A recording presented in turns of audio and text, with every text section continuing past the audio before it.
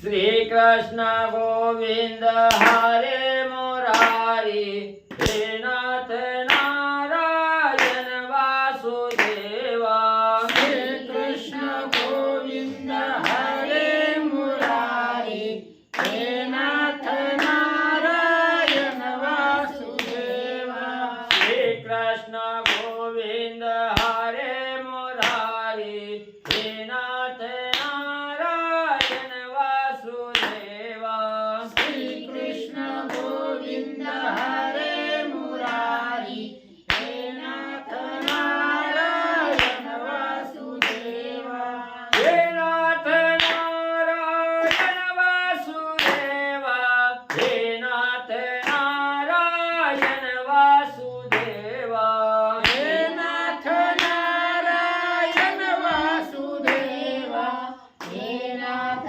नारायण वासुदेवा हे नाथ नारायण वासुदेवा हे नाथ नारायण वासुदेवा श्री कृष्ण गोविंद हरे मुरारी हे नाथ नारायण वासुदेवा श्री कृष्ण गोविंद हरे मुरारी हे नाथ नारायण वासुदेवा श्री कृष्ण गोविंद हरे मुरारी हे नाथ नारायण वासुदेवा श्री कृष्ण गोविंद हरे मुरारी हे नाथ नारायण वासुदेवा श्री कृष्ण गोविंद हरे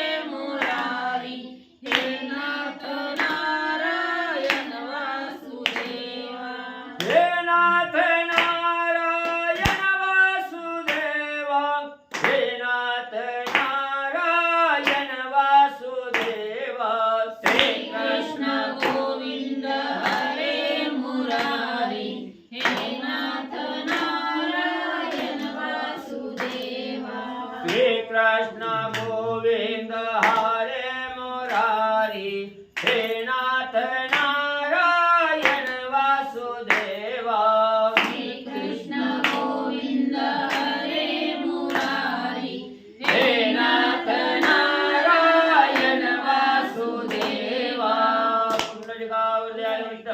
श्री ज्ञानदेव तुकाराम श्री नवनाथ महाराज की जय अवधूत चिंतन श्री गुरुदेव दत्त वासुदेव हरी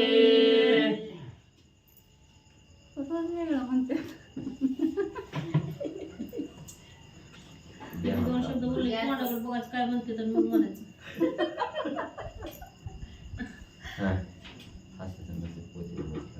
मला की म्हण की तो वाचकन म्हणत असते वक्रतुंड महाकाय श्री गणेशाय महाश्री सरस्वती वक्रतुंड महाकाय गुरुकोटी समप्रभा निर्विघ्नं कुरु देवं सर्वकार्येषु सर्वदा गणनाथन विश्वोग्र बृहस्पति पंचेतानि स्मरे नित्यवेदवाणी प्रवर्तते गुरुर्ब्रह्मा गुरुर्विष्णु गुरुर्देवो महेश्वरः गुरुर्साक्षात् परब्रह्म तस्मै श्री गुरवे नमः श्रोता वक्ता तुझे देवा श्री रुक्मिणीवरा पांडुरंगाय नमः पुंडलिकावरदे हरी विठ्ठल श्री ज्ञानदेव तुकाराम पंढरीनाथ भगवान की जय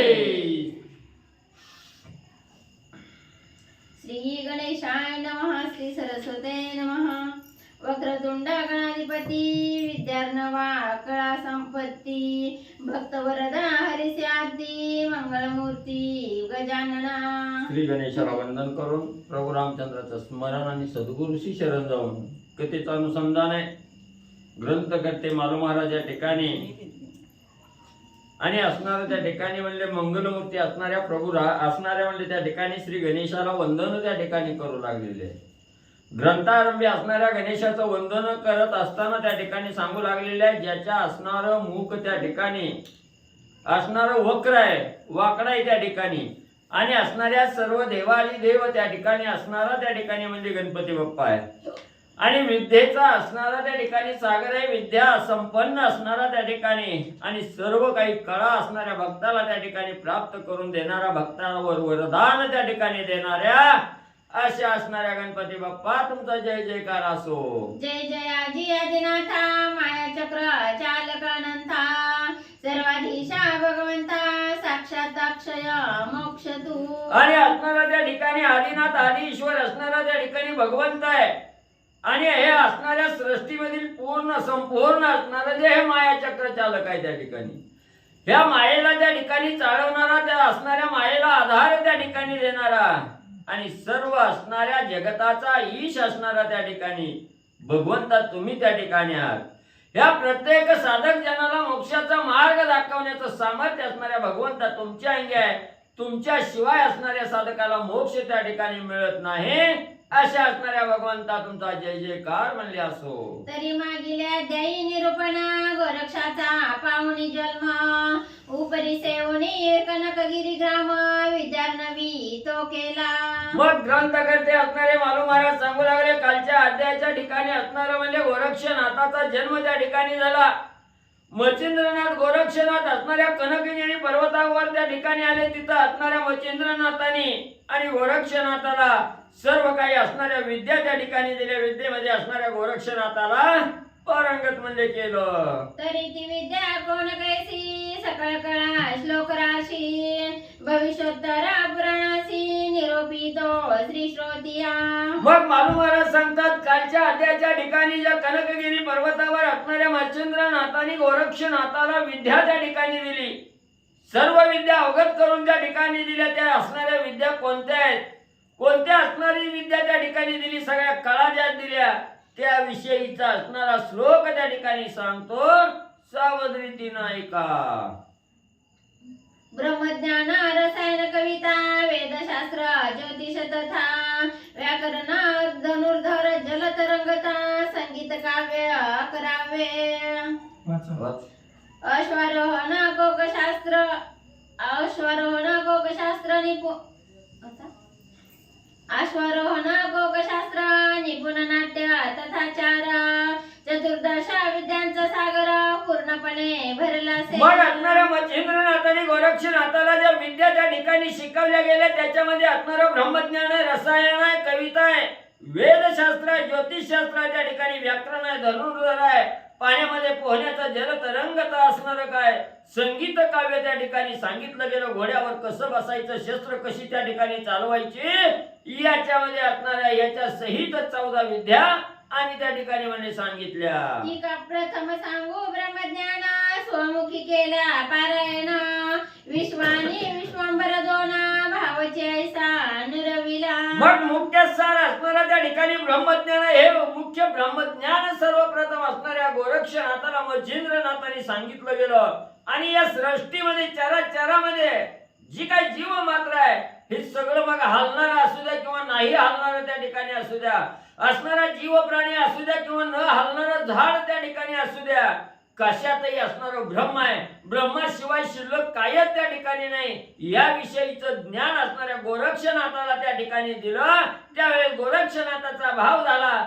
सर्व काही जे डोळ्याला दिसतं ते सर्व असणारं ब्रह्म त्या ठिकाणी आहे असा भाव गोरक्षाच्या मनाला त्या ठिकाणी आणि म्हणजे बिल्ला की बहुत जय अर्थ प्रकार जीव जंतू चराचर तो ऐकमेळी सकळ विस्तार मी जैसे भाविले. मग ज्या वेळेस मच्छिंद्रनाथांनी सांगितलेलं ब्रह्मज्ञान गोरक्षनाथाला कळायला गेलं त्याच वेळेस मितूपणा त्या ठिकाणी संपला गेला. द्वंद्व संपलं गेलं. माझं तुझं त्या ठिकाणी संपलं गेलं. या सृष्टीमध्ये शिल्लक आहे तो एक फक्त असणारा भगवंत आहे. त्या ठिकाणी भगवंताशिवाय दुसरं काहीच नाही याची प्रचिती असणाऱ्या गोरक्षनाथाला आणि त्या ठिकाणी म्हणजे आली. कर्मा कर्म सत्कर्म राशी त्या नुरल्याची कोणीही बीजांकुराशी वासना देवणी योग फासी कामने ते नुरविती. मग जे काय आपण या जीवाला आल्यानंतर या देह आपल्याला प्राप्त झाला, देहामध्ये असणारा जीव त्या ठिकाणी समर्पित झाला.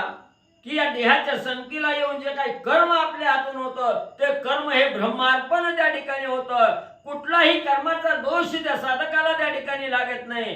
कुठलीही वासना त्या ठिकाणी शिल्लक राहत नाही.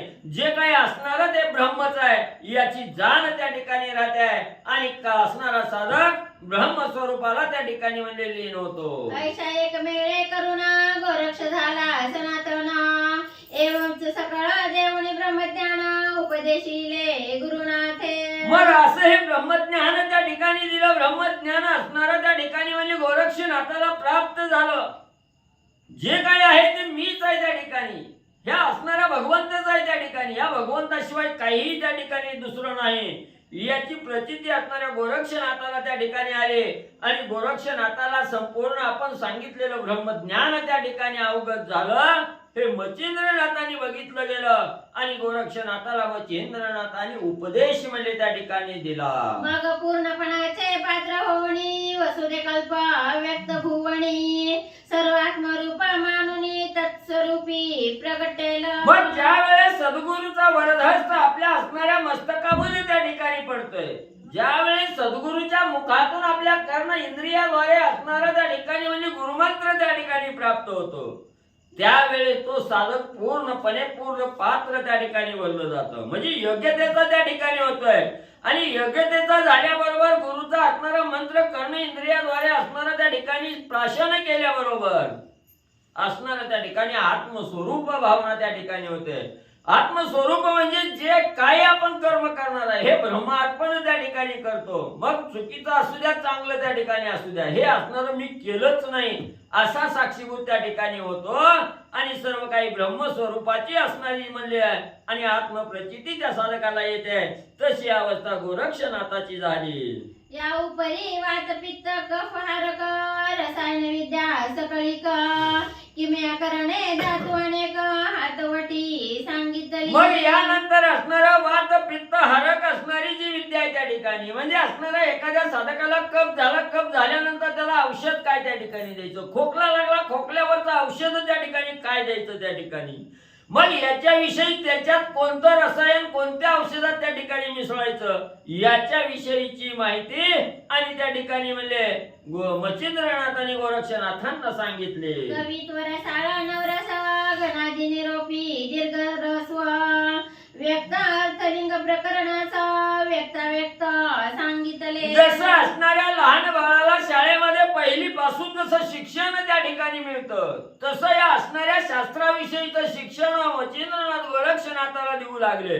रस्व कुठं द्यायचं, दीर्घ कुठं द्यायचं, त्या ठिकाणी कवित्व कसं त्या ठिकाणी करायचं किंवा असणारा म्हणजे त्या प्रत्येक शब्दाचा अर्थ कसा त्या ठिकाणी जाणायचा, कसा असणारा शब्दाला व्यक्त त्या ठिकाणी व्हायचं याच्या विषयीचं ज्ञान आणि मच्छिंद्रनाथ गोरक्षनाथाला देऊ लागले. त्या उपरी वेदाध्ययन सुप्त रुचेत केला प्रवीण दीर्घ रस्वे छंद निपुण स्वरित छंदी अवघे गुणपैकी. मग सगळ्या असणाऱ्या वेदाचं साहिशास्त्र 18 पुराण 4 वेद हे सगळं म्हणजे त्या ठिकाणी शिकवलं गेलं.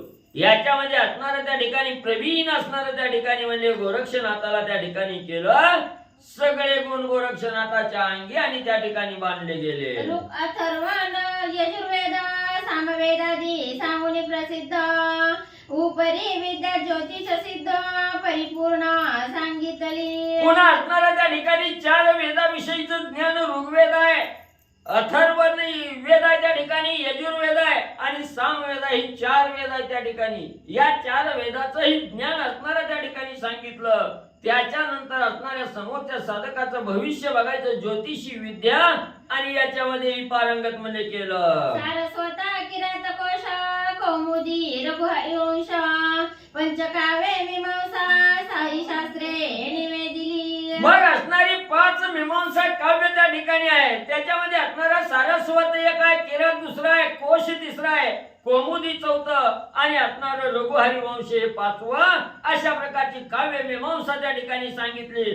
साही शास्त्राचं ज्ञान आणि गोरक्षनाथाला म्हणजे दिलं. यावरी धनुर्धर विद्या निपुण सकळ शास्त्री केला प्रवीण ती सकळ अस्त्रे कोण कोण नामे तयांची ऐकीजे. मग याच्यावर असणारा त्या ठिकाणी धनुर्धारी असणारी विद्याही त्या ठिकाणी सांगितली. धनुष्य बाण हातामध्ये कसा धरायचा, धनुष्याला बाण लावून शत्रूचं खंडन त्या ठिकाणी कसं करायचं, आणि त्याच वेळेस असणारी अनेक जी असणारी अस्त्र आहे त्या ठिकाणी. मग तिथं असणारा भाला असेल, बर्ची असेल, तलवार असेल, किंवा असणारा त्या ठिकाणी म्हणजे काही अस्त्र त्या ठिकाणी असतील, ही सगळी अस्त्र त्या ठिकाणी प्रवीण केलं. ती कोणती अस्त्र शिकवली गेली याची माहिती आहे का? वातास्त्र आणि जलदास्त्र उर्वी उभी कामास्त्र वाताकर्षण बळ स्वतंत्र पर्वतास्त्र सांगितले. मग नाथाला प्रमुख असणारी जी अस्त्र आहे त्या ठिकाणी वातास्त्र आहे, आणि या वातास्त्राला असणारा त्या ठिकाणी म्हणजे जोडून जलदास्त्र आहे, कामास्त्र आहे, वाताकर्षण आहे, पर्वतास्त्र आहे, ही असणारी अस्त्र आणि म्हणजे शिकवली. वज्रास्त्र वासव शक्ती नागास्त्र खगेंद्र संजीवनी ती ब्रह्मास्त्र निवारण शक्ती रुद्रास्त्र सांगितले. वीरस्त्र दानवास्त्र पवनास्त्र आणि कलास्त्र स्तवन महाकार्तिकास्त्र स्पर्श विद्यास्त्र निवेदिले. मग म्हणजे त्या ठिकाणी असणारं वज्रास्त्र आहे, वासव शक्ती आहे, नागास्त्र आहे, खगेंद्रास्त्र आहे, त्या ठिकाणी ब्रह्मास्त्र आहे, आणि ब्रह्मास्त्राचं निवारण कसं त्या ठिकाणी करायचं, रुद्रास्त्र कसं त्या ठिकाणी वापरायचं, विरक्तास्त्र आहे, दानवास्त्र आहे, पवनास्त्र आहे, कालास्त्र आहे, या सहित महाकार्तिकास्त्राचं स्तवन कसं करायचं याचंही शिक्षण आणि मच्छिंद्रनाथ आणि गोरक्षनाथाला दिलं. यावरी साबरी विद्या कवित्व प्रत्यक्ष करुणे सकळ दैवता तयांचा वरद पाणी निश्चित गोरक्ष मौळी मिरवला. मग सगळ्या असणाऱ्या त्या ठिकाणी अस्त्र शिकवली, शस्त्र त्या ठिकाणी शिकवली, सगळे विद्या कळा त्या ठिकाणी सांगितल्या, आणि यानंतर जी साबरी विद्याचं कवित्व आहे हे कवित्वही त्या ठिकाणी करायचं. मग त्याच्यासाठी किंवा या असणाऱ्या ज्या विद्या त्या ठिकाणी पारंगत केलेलं आहे, या विद्येला असणाऱ्या दैवताचा आशीर्वाद त्या ठिकाणी असावा, म्हणून लगेच असणाऱ्या मच्छिंद्रनाथांनी सगळं देवाला असणारं त्या ठिकाणी बोलवलं गेलं, आणि गोरक्षनाथाच्या मस्तकावर सर्व देवतांचा कृपा आशीर्वाद त्या ठिकाणी म्हणजे द्यायला लावला. दैवते कोण कोण भावन वीर असती जाण नरक मालिका मम्मदा उत्तम महिषासूर आराधिला. मग असणाऱ्या दैवता त्या ठिकाणी बोलवली. कोणती देवता कोणती आली, कुणी आशीर्वाद त्या ठिकाणी दिला, तर असणारं म्हणजे 52 वीर आहेत, त्यांच्यापैकी असणारा नरक आहे, कालिका आहे, ममदा आहे, महिषासूर आहे, इत्यादी देवासहित 52 वीर त्या ठिकाणी यांनी म्हणले आले. झोटिंग वेताळ मारुती अस्त्रवीर मद्रपती मूर्तिमंत सीतापती वरद मौळी स्पर्शित से. मग जोटिंग बाबा आलेला, वेताळ बाबा आलेला, मारुती राया त्या ठिकाणी आलेले आहे. एवढंच नाही, मूर्तिमंत असणारा सीतेचा पती असणारा प्रभू रामचंद्र ही गोरक्षनाथाला वरद हस्त देण्यासाठी आणि म्हणजे हजर झाले. परमादरी आलिंगुन श्रीराम घेत चुंबन मने होई सनातन कीर्ती ध्वज मिरविजे. मग प्रभू रामचंद्र आल्याबरोबर गोरक्षनाथाला बघितलं, प्रेमाचं घट्ट असं आलिंगन त्या ठिकाणी घेतलं. असणाऱ्या गोरक्षनाथाचं चुंबन प्रभू रामचंद्रांनी घेतलं, मस्तकावर हात ठेवला, आणि गोरक्षत्व असणारा सनातन त्या ठिकाणी होतील, आणि कीर्तीचा ध्वज या त्रैलोक्यात त्या ठिकाणी मिरवतील, अशा प्रकारचा वरदहस्त आणि प्रभू रामचंद्रांनी गोरक्षाला म्हणजे दिला. यावरी प्रत्यक्ष गजवदना टोळी उतरला सहस्र किरण गोरक्षाचे अंगी घेऊन वरद मौळी स्पर्शित से. यानंतर स्वतः असणारा त्या ठिकाणी ज्याला असणारा म्हणजे हत्तीचं असणारं तोंड त्या ठिकाणी असे असणारे गणपती बाप्पा त्या ठिकाणी आले. एवढं गोरक्षाला पाहून अतिशय आनंद त्या ठिकाणी झाला. आनंदाच्या भरात आपल्या मांडीवर गोरक्षनाथाला बसवून घेतलं, आणि कृपेचा वरदहस्त गोरक्षनाथाच्या मस्तकावर ठेवला. यावरी अष्टभैरव उग्र तेही पातले तेथे समग्र सिद्ध भैरवादी काळ भैरव सांग काळ भैरवादी पातले वीर भैरवादी गण भैरव ईश्वर भैरव रुद्र भैरव भस्म भैरवादी महादेव पर्णपती पातला. म्हणजे अतिशय उग्र स्वरूपाचं असणारे जे भैरव आहे त्या ठिकाणी 8 भैरव आहेत, आणि ती असणारी भैरव आहे सिद्ध भैरव आहे, काळ भैरव आहे, बाळ भैरव आहे, वीर भैरव आहे, ईश्वर भैरव आहे, भस्म भैरव आहे, ही 8ही वीर त्या ठिकाणी आले, आणि आणि असणाऱ्या गोरक्षनाथाला कृपा आशीर्वाद देऊ लागले. तेने घेऊन अंकावर ते मुख कुरवाळीले वरद हस्ते खेळता बाबर धावून येती तेही देती आशीर्वचन. मग त्या ठिकाणी सगळ्या अष्ट म्हणले त्या ठिकाणी अष्ट भैरवानी गोरक्षनाथाला आपल्या मांडीवर त्या ठिकाणी घेतलं. आपापल्या परीनं आपापल्या शक्तीनुसार जमल तेवढा आशीर्वाद असणाऱ्या गोरक्षनाथाला त्या ठिकाणी दिलं. आणि गोरक्षनाथ असणारे खेळत त्या ठिकाणी होते. हे बाबर जोटिंगानं त्या ठिकाणी बघितलं, धावतच गेले आणि असणाऱ्या त्या ठिकाणी गोरक्षनाथाला आशीर्वाद म्हणजे त्या ठिकाणी दिला. मुंडाच्या मुंडा शंकिनी डंकिनी कुंडारंडा भालंडा यक्षिणी चंडा वंडिका प्रत्यक्ष येऊनी वर गोरक्षा देती त्या. मग पुन्हा असणाऱ्या सगळ्या देवताही त्या ठिकाणी आल्या. मुंडा चामुंडा शंकिनी आहे, डंकिनी आहे, कुंडा रंडा भालंडा त्या ठिकाणी ही सगळ्या त्या ठिकाणी आल्या आणि गोरक्षनाथाला वरदान देऊ लागल्या. यावरी प्रगटुनी जलदेवता तेव्हा त्या ते वरोपिता कुमारी धनदा नंदा विख्याता देवता त्या गोमट्या. मग असणाऱ्या पाण्यामध्ये रहिवास करणाऱ्या दैवत आहे, देवता आहे त्या ठिकाणी याही त्या ठिकाणी आल्या. कुमारी नावाच्या धंदा नंदा आहे, अतिशय विख्यात असणाऱ्या ह्या असणाऱ्या जलदेवता आल्या. गोरक्षनाथाला आशीर्वाद देऊ लागल्या. लक्ष्मी प्राज्ञा बाला बगला नवविदैवता प्रत्यक्ष विमला ऐशा जलदेवता येऊनी तत्काला वरोपिती बाळते. मग त्या देवतामध्ये असणारी लक्ष्मी आहे, प्राज्ञा आहे, बाला आहे, बगला आहे आणि नववी असणारी त्या ठिकाणी विमला आहे. अशा प्रकारे पाण्यामध्ये रहिवास करणाऱ्या जलदेवता आल्या. गोरक्षनाथाला आशीर्वाद देऊ लागल्या. यावरी प्रत्यक्ष अष्टसिद्धी होऊनी वरा ओपितीवर मादी आणि माम गरिमा विशाळ बुद्धी महिमा प्रकामे पातळी. मग ज्या असणाऱ्या अष्टसिद्धी त्या ठिकाणी आहेत, ह्या 8 सिद्ध्या त्या ठिकाणी आलेल्या आहेत आणि असणाऱ्या गोरक्षनाथाला वरदान देऊ लागल्या. त्यापैकी अनिमा आलेली आहे, गरिमा आलेली आहे आणि असणारी महिमा आणि प्रकामे म्हणजे आल्या आणि असणाऱ्या गोरक्षनाथाला आशीर्वाद देऊ लागल्या. प्रतिमा प्राची वशित्वा सातवी तेविती सिद्धी महादेवी सज्ज करोनी अस्त्रकार उभवी अष्टसिद्धी तात्काळ त्या. मग असणाऱ्या प्रतिमा नावाची सिद्धी आहे, प्राची आहे, वशित्व आहे. हे सगळ्या म्हणजे 8 जणी त्या ठिकाणी आलेल्या आहेत आणि आल्याबरोबर असणाऱ्या गोरक्षनाथाला बघितलं ना आनंदानं गोरक्षनाथाला वरदान म्हणजे देऊ लागल्या. असो 52 वीरांसहिता श्रीराम सूर्य जाहला प्राप्त सर्वत्र ओपणी मौळी हस्ता विद्या करी ओपिती. मग असं म्हणजे आता वरती म्हणजे सांगितल्याप्रमाणे 52 वीर त्या ठिकाणी आलेले आहेत. प्रभू रामचंद्र त्या ठिकाणी आलेले आहेत, सूर्यदेव त्या ठिकाणी आलेले आहेत. सगळ्यांनी आपल्या आपल्या पद्धतीनं असणारा म्हणजे कृपेचा वरदहस्त गोरक्षनाथाच्या असणाऱ्या मस्तकावर त्या ठिकाणी ठेवला आणि सगळ्या विद्या म्हणजे असणाऱ्या गोरक्षनाथाला म्हणजे दिल्या. असो वरदेवनी सद्विद्येसी सर्वत्र वंदिती मचिंद्रासी म्हणती महाराजा गोरक्षासी तपा लागी बैसवी. मग सगळ्यांनी असणारा वरदान म्हणजे गोरक्षनाथाला त्या ठिकाणी दिलं. मच्छिंद्र नाथाकडे आली. मच्छिंद्र नाथालाही सगळ्या देवांनी असणारं वंदन त्या ठिकाणी केलं, नमस्कार त्या ठिकाणी घातला आणि मच्छिंद्रनाथाला सगळे देव विनंती करू लागले, महाराज आता म्हणजे सगळ्यांनी म्हणजे आपापल्या परीनं वरदान म्हणजे त्या ठिकाणी दिलंय, पण या वरदानाची प्रचिती त्या ठिकाणी आणायची असेल तर कडकडीत वैराग्य त्या ठिकाणी घडावं. वैराग्य घडवण्यासाठी तपश्चर्या त्या ठिकाणी करावी लागते. म्हणून म्हणले आता गोरक्षनाथाला तपासाठी म्हणले आणि बसवा. तपी होता अनुष्ठाना तेने बळ चढे पूर्ण मग ही विद्या तपधना लखलखित मिरवेल. मग त्या ठिकाणी सांगितलं असणारे तपश्चर्या त्या ठिकाणी घडली तर खडतर असणारं अनुष्ठान म्हणजे त्या हातून होतं आणि अनुष्ठान घालल्याबरोबर तपश्चर्या घालल्याशिवाय ह्या असणाऱ्या विद्येचं असणारं सामर्थ्य त्या ठिकाणी म्हणजे चढत नाही.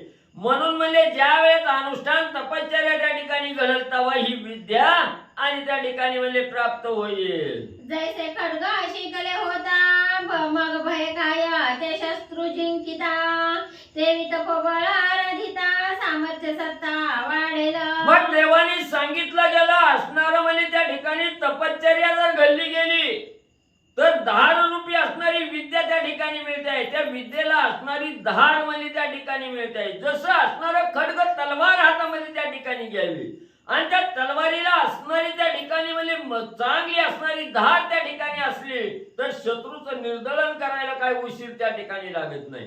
तसं असणारी विद्या किती त्या ठिकाणी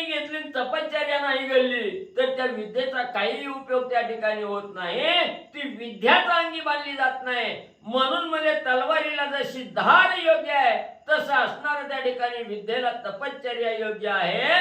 म्हणून म्हणले तपश्चर्या करायला बसवा. ऐसे वदोनी सकळ देवा पहाटे झाले आपुलाले गाव राम सूर्यादे महादेवा बावन विराधी पै गेले. बघ असं असणाऱ्या मच्छिंद्रनाथाला गोरक्षनाथाविषयी देवानी सांगितलं, तपश्चर्याला बसवा म्हणलं, सांगितलं गेलं. आणि लगेच आपल्या असणाऱ्या ठिकाणाची वाट त्या ठिकाणी धरली. आपापल्या गावाला असणार राम प्रभू रामचंद्र आलेले होते, सूर्यदेव आलेले होते, 52 वीर त्या ठिकाणी आले, जलदेवता आल्या.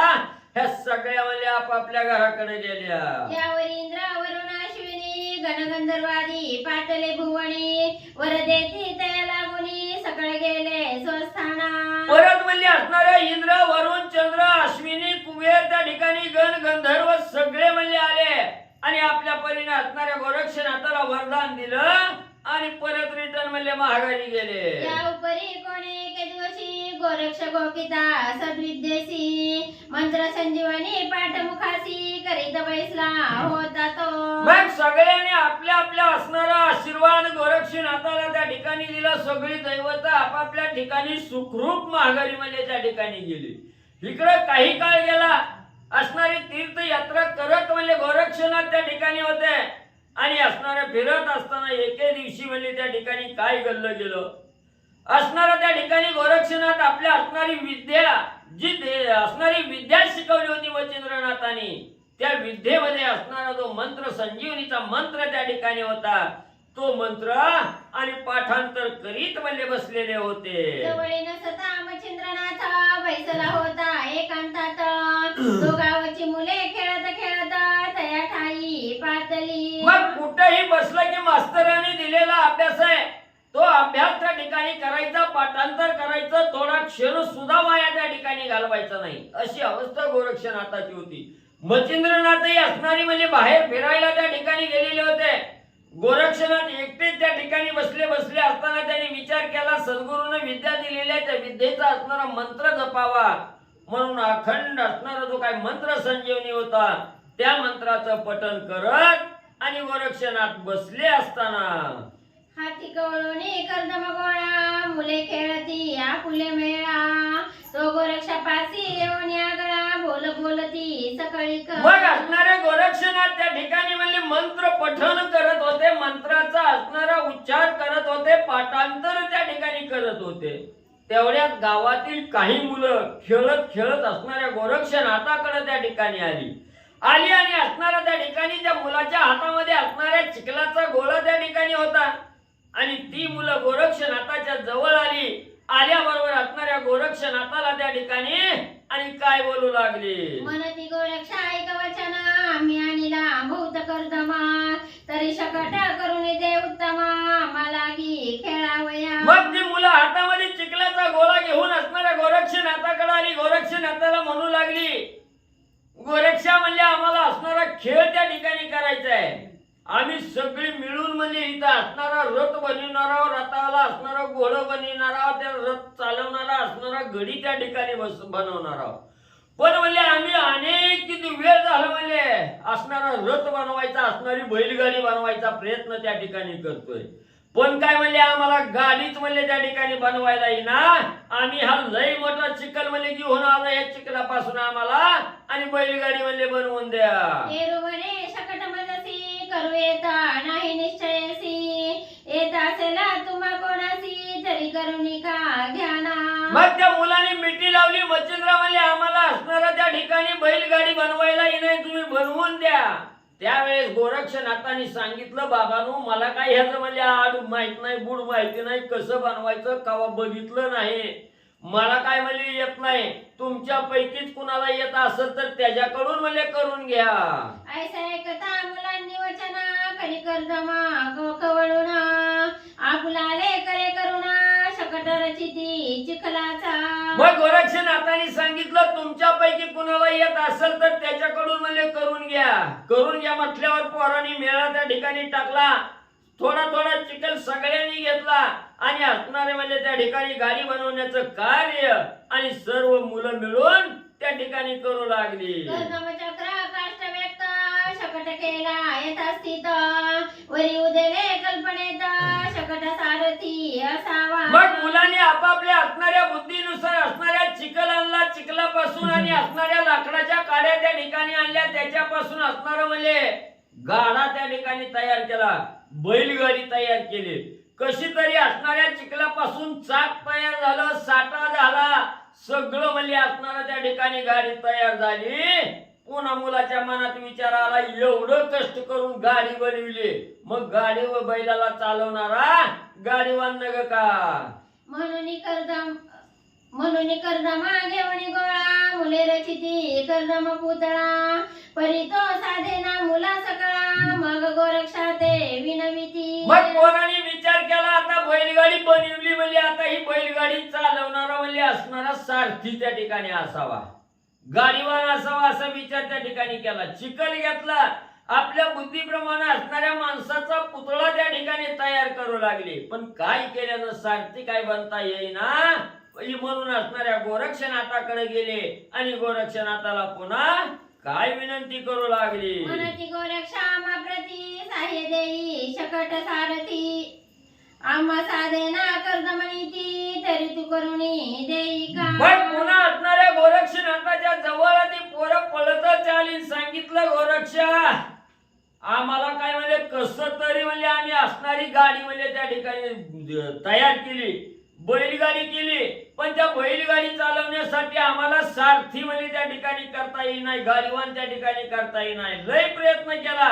पण काय म्हणजे असणारा सारथी बनवता येईना, तर म्हणजे तुम्ही असणारा सारथी त्या ठिकाणी बनवून द्या, असं मुलाने गोरक्षनाथाला सांगितलं.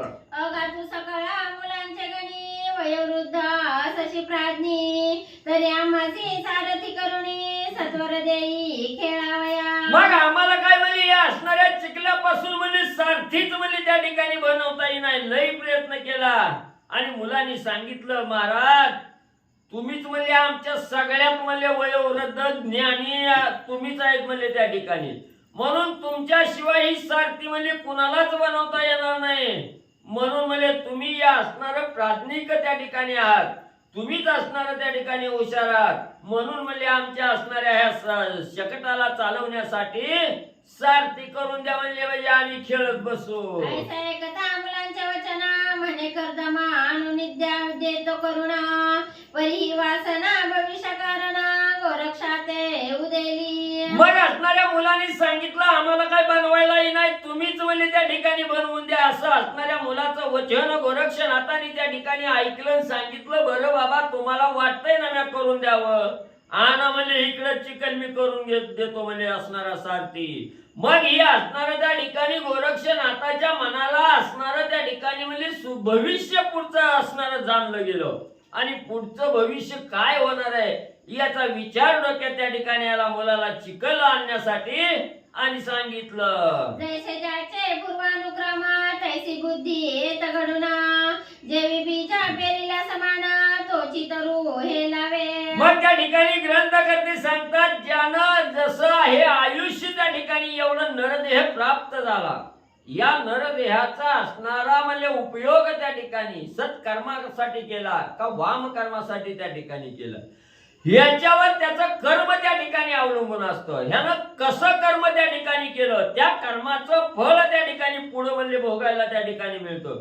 वाईट कर्म केलं तर असणारे दुष्परिणाम त्या ठिकाणी भोगावे लागतात. चांगलं कर्म त्या ठिकाणी केलं तर मोक्षाचा मार्ग त्या ठिकाणी मिळणार आहे. म्हणून जसं ज्याचं कर्म आहे तसं त्याच्या बुद्धीनुसार त्याला त्या ठिकाणी सुचतं. म्हणून त्या ठिकाणी असणार जसं म्हणजे शेतामध्ये आपण जी धान त्या ठिकाणी पेरतो, त्या धानाचं समजा आपण असणारी ज्वारी त्या ठिकाणी लावली की ज्वारी त्या ठिकाणी उगवते, तसं म्हणजे घडलं जातं. ही असणारा विचार, ही असणारी वासना गोरक्षाच्या मनात त्या ठिकाणी आली, आणि म्हणून भविष्य जाणून त्या ठिकाणी मुलाला चिखल आणण्यासाठी सांगितलं. मातेच्या द्वेष उद्देशी ध्रुव बैसला आढळ पदासी तैसेची वासना लेशी शिरोद्धी उपमन्या. मग म्हणजे असणारा त्या ठिकाणी बघा असणारं काय घडलं गेलं, असणारा म्हणजे त्या ठिकाणी ध्रुव बाळ होता. असणाऱ्या ध्रुव बाळाला असणारं त्या ठिकाणी म्हणजे दूध प्यायचं होतं त्या ठिकाणी. पण ही असणारी ध्रुव बाळाची आई ही असणारी त्या ठिकाणी म्हणजे त्या काय नाव होतं त्याचं? ध्रुव बाळाचं म्हणलं सर. उत्तमपद राजा. मग असणाऱ्या उत्तानपाद राजाला असणाऱ्या 2 बायका त्या ठिकाणी होत्या. त्याच्यापैकी एक आवर्ती आणि दुसरी नावर्ती त्या ठिकाणी होती. आवर्तीचा असणाऱ्या नावर्तीचा असणारा ध्रुवबाळ त्या ठिकाणी होता. नावर्तीचा कोण? मग त्या असणारा म्हणजे त्या ठिकाणी असणारा म्हणजे बापाच्या मांडीवर बसायला म्हणजे हा असणारा ध्रुवबाळ त्या ठिकाणी गेला. बापानं काय मांडीवर त्या ठिकाणी घेतलं नाही. त्याच्यात दुसऱ्या असणाऱ्या आवडत्या बायकोच्या पोराला मांडीवर त्या ठिकाणी घेऊन बसायचा. म्हणून ध्रुव बाळाला वाटलं आपल्याला बी बापाची मांडी त्या ठिकाणी मिळावी, बापाच्या मांडीवर आपण बी त्या ठिकाणी बसावं. लाडा लाडा गेला, बापाला म्हणलं मला तुमच्या मांडीवर त्या ठिकाणी बसायचंय. बापानं काय बसायला दिलं नाही. बापानं हाकलून त्या ठिकाणी लावलं. आईकडे आला, आईला सांगितलं आई बघ मला त्यालाच मला मांडीवर घेऊन बाप बसला, मी गेलो तर मला हाकलून दिलं, ढकलून लावलं मला त्या ठिकाणी. मग आईनं आता बाळाची समजूत काढायची, पोराची समजूत काढायची म्हणून आईनं सांगायला सुरुवात केली, बाळा काय घेऊन बसला म्हणजे हे बापाच्या मांडीवर बसायचं.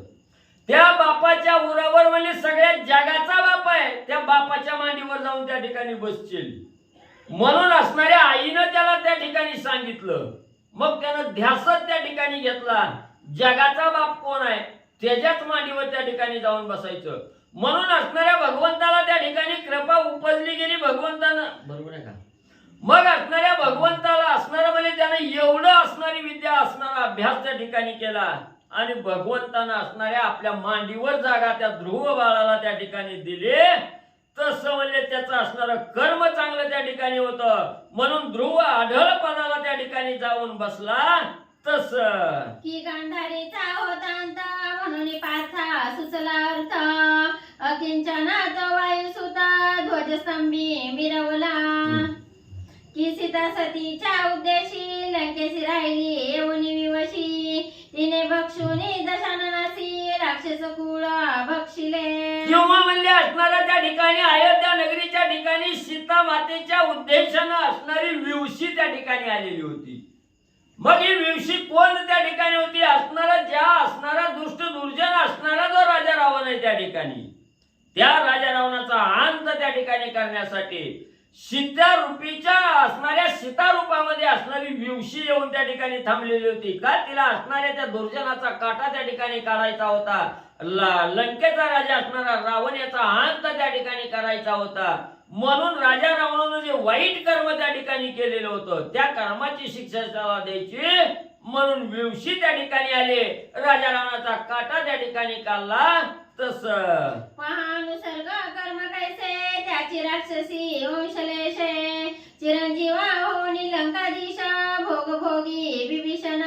मग कसं आहे म्हणजे त्या ठिकाणी असणारं म्हणजे एवढं पापात्मक कर्म राजा रावणानं त्या ठिकाणी केलं. सगळं सोडून राजा रावणाला असणारं त्या ठिकाणी म्हणजे जावं लागलं. आणि असणारा विभीषण जो सत मार्गाने त्या ठिकाणी चालत होता, जो भगवंताच्या अधीन त्या ठिकाणी राहून कार्य त्या ठिकाणी करत होता, तो असणारा विभीषण असणारा लंकेचा राजा त्या ठिकाणी झाला. आणि चिरंजीव पद असणाऱ्या म्हणजे त्या ठिकाणी विभीषणला भोगायला त्या ठिकाणी मिळालं. तस्माता बोलावयाचे हेच कारण बुद्धी संचारे पूर्वकर्मा प्रमाण पुढे उदयाचे करभंजना येणार होते महाराज. मग असणाऱ्या श्रोते मंडळीला ग्रंथकर्ते सांगू लागले एवढं सांगायचं काय काम म्हणले तर असणारी बुद्धी आपली जशी चालते तसं आपलं म्हणजे त्या ठिकाणी घडलं जातं. म्हणून आपण जसं कर्म करतो त्या कर्मावर आधारित आपलं पुढचं जीवन आहे त्या ठिकाणी. म्हणून म्हणजे असणारं हे आता पुढं म्हणजे असणारे करभंजन नाथाचा असणारा जन्म त्या ठिकाणी होणार आहे. हे भविष्य असणारं त्या ठिकाणी गोरक्षनाथांनी जाणलं. म्हणून त्या मुलाच्या मेळ्यात त्या ठिकाणी शिरले. त्या मुलाला चिखल आणण्यासाठी आणि सांगितलं गेलं नारायणा करभंजन परमा उदय पावणारा गहन नाम म्हणून गोरक्षा इच्छा द्रुमा चित्त धरते उदयला. मग गोरक्षनाथाने मनाच्या ठिकाणी विचार केला नवनारायणाचा असणारा अवतार आहे. हा नरनारायण म्हणजे आपल्या हातून करभंजन या नावानं त्या ठिकाणी उदयाला येणार आहे. आणि त्यांचं नाव या असणाऱ्या सृष्टीमध्ये अतिशय गहन श्रेष्ठपणानं त्या ठिकाणी मिरवणार आहे. ही इच्छा गोरक्षनाथाच्या मनाला त्या ठिकाणी आली. म्हणून म्हणजे सारथी बनवण्याचं निमित्त त्या ठिकाणी गोरक्षनाथ करू लागले. मग हाती घेऊन कर्दम गोळा रचिता झाला उत्तम पुतळा परिरसने पाठ संजीवनी आगळा होत असे मंत्राचा. मग असणाऱ्या गोरक्षनाथाने असणाऱ्या हातामध्ये मुलाकडून असणाऱ्या चिखलाचा गोळा त्या ठिकाणी घेतला. त्या चिखलाच्या गोळ्याला आणि मानवाचा आकार त्या ठिकाणी देऊ लागले. आणि मानवाचा आकार त्या ठिकाणी देत असताना मुखामध्ये हातानं काम चालू आहे आणि मुखानं असणाऱ्या भगवंत असणाऱ्या म्हणजे सद्गुरूनं दिलेला जो संजीवनी मंत्र आहे ह्या मंत्राचं पठण त्या ठिकाणी चालू आहे. आणि असं असणारा हातानं पुतळा बनवू लागलेले आहेत. मुखानं असणारा संजीवन पाठ त्या ठिकाणी आणि त्याचा उच्चार म्हणजे करत आहे. त्यात विष्णुवीर्य उपचार पियुष मांडणी जलपत स्मर एवं विधी संजीवनी मंत्र पाठ होता गोरक्षा. मग असणाऱ्या गोरक्षनाथाचा असणारा संजीवनी नावाचा मंत्र त्या ठिकाणी पाठ होता. तो विसरू नये म्हणून सतत अखंड असणारी गोकमपट्टी त्या ठिकाणी करत होते. आणि या चिखलाचा गोळा घेतलेला हातामध्ये असणारी मानवाकृती त्या ठिकाणी बनवू लागलेली आहे. आणि त्याच्यात असणाऱ्या विष्णू भगवंताचं वीर्य त्या ठिकाणी म्हणले अमृत रूपी वीर्य त्या ठिकाणी पडलेलं आहे. आणि वर्ण असणारा संजीवनी मंत्राचा पाठ आणि गोरक्षनाथ करू लागलेले आहे. मुखी पाठ हस्ते पुतळा पूर्णपणे होता कर्दम गोळा महाभागी भाग सगळा व्यक्त असे तत्वांचा. मग असणारा मुखामध्ये संजीवनीचा मंत्र त्या ठिकाणी स्मरण करत आहेत बोलत आहेत. त्या ठिकाणी हातामध्ये असणारा चिखलापासून असणारा पुतळा त्या ठिकाणी बनवत आहेत. आणि मुखातून संजीवनी पाठ चालू असल्यामुळे त्या ठिकाणी पंचतत्वाचा असणारा पंचतत्व त्या असणाऱ्या गोळ्यामध्ये लीन त्या ठिकाणी झाले. आप तेज वायू आकाश आणि असणारं पाणी त्या ठिकाणी निर्माण झालं. आणि त्याच्यापासून असणारा तत्व आणि त्याच्यामध्ये व्यक्त त्या ठिकाणी होऊ लागलं. तेने करुणी पंचभूत सदृश्यवत्व पावले संजीवनी अर्थ करभंजन ते संधित प्रेरक झालं जीवित्व.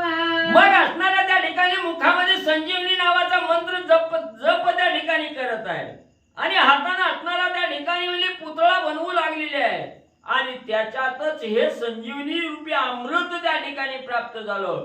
विष्णू वीर्य त्या ठिकाणी म्हणजे प्राप्त झालं. आणि त्याच वेळेस असणारा जो पंचतत्वानं असणारा जो देह प्राप्त झालेला आहे हा देह त्या ठिकाणी निर्माण म्हणजे झाला.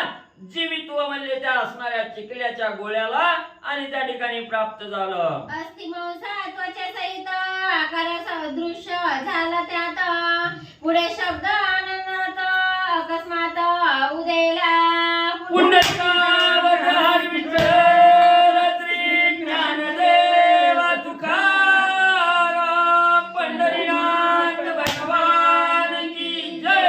श्री चैतन्य मच्छिंद्रनाथ महाराज की जय. श्री चैतन्य गहिनीनाथ महाराज की जय.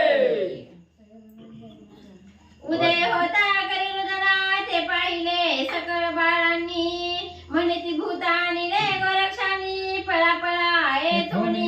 मग असणारा अखंड मुखामध्ये संजीवनीचा मंत्र त्या ठिकाणी पठण आहे. हातामध्ये असणारा त्या ठिकाणी म्हणले असणाऱ्या मानव कृतीचा असणारा देह त्या ठिकाणी निर्माण झाला. आणि त्याच्यात विष्णू वीर्य त्या ठिकाणी संचरलं गेलं. म्हणून त्याच्यात असणारा त्या ठिकाणी म्हणजे अस्थि मांसाचा असणारा त्वचे सहित असणारा सारथी त्या ठिकाणी तयार झाला. झाल्याबरोबर असणारा मुखातून असणारा ते त्या ठिकाणी असणारं बाळ आणि कवा कवा म्हणून त्या ठिकाणी रडू लागलं. आवाज त्या ठिकाणी आला आणि हे रडण्याचा आवाज मुलांनी त्या ठिकाणी ऐकला गेला. भूत आलं म्हणून पोरं भिवून त्या ठिकाणी पळून जाऊ लागली. असे बोलता एकमेकात सकळ होणी भयभीत सांडून खेळा सकळ अर्थ पळून गेले वादगती. जेव्हा असणारा त्या चिखलातून मानव देह त्या ठिकाणी निर्माण झाला आणि बाळरूपी मानव त्या ठिकाणी तयार झाला. झाल्याबरोबर मोठमोठ्यानं रडू लागलं. त्या ठिकाणी रडलेला आवाज पोरांनी ऐकला गेला. पोरांना वाटलं भूत आलं. भूत भूत म्हणून असणारी पोरं बिहू लागली आणि बिहून खेळणं सोडलं आपापल्या घराकडं पळून गेली. हृदय दाटून भय कापरा मुले कापती थरथरा आरडत ओरडत मच्छिंद्रा धारा पळवणी गेली पळवणी पै गेली. मग त्या ठिकाणी एवढी भीती त्या ठिकाणी घेतली, भीतीनं पोरं सगळी थरथरा कापू लागली. भूत आलंय म्हणायची. भूत बघून त्या ठिकाणी भिहू लागली, वरडू लागली, रडू लागली, थरथरा त्या ठिकाणी कापू लागले. मच्छिंद्र असणारा त्या ठिकाणी म्हणजे मच्छिंद्रनाथाकडे असणारी मुलं पळून म्हणजे गेली. ऐशापरी मुले भयग्रस्त ते पाहुनी मच्छिंद्रनाथ मग पाचारुनी सकाळ मुलांते आश्वासोनी पुसत असे. मग मुलं असणारी भूत आलं म्हणून त्या ठिकाणी पळू लागली. पळता पळता पुढे मच्छिंद्रनाथाला बघितलं, मच्छिंद्रनाथाच्या दिशेनं जाऊ लागली. त्यावेळेस मच्छिंद्रनाथाने बघितलं एवढं पोरं म्हणजे का भ्यायला लागली ती, काय एवढं थरथरा त्या ठिकाणी कापाय लागली. म्हणून मच्छिंद्रनाथाच्या मनात विचार त्या ठिकाणी आला. पोरासनी बोलिलं, पोराव भिहू नका, काय झालंय ते मला येऊन सांगा.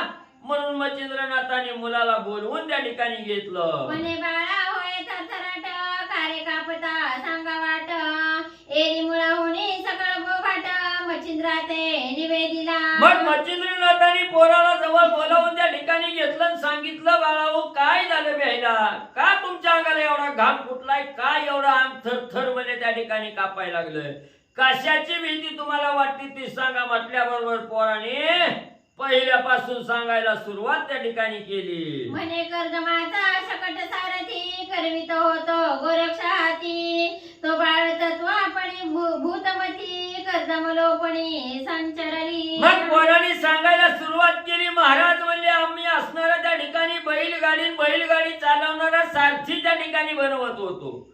मग बैलगाडी कशी तरी म्हणजे आम्ही त्या ठिकाणी बनवली, पण बैलगाडी चालवण्यासाठी असणारा म्हणजे सारथी त्या ठिकाणी असावा वाटला.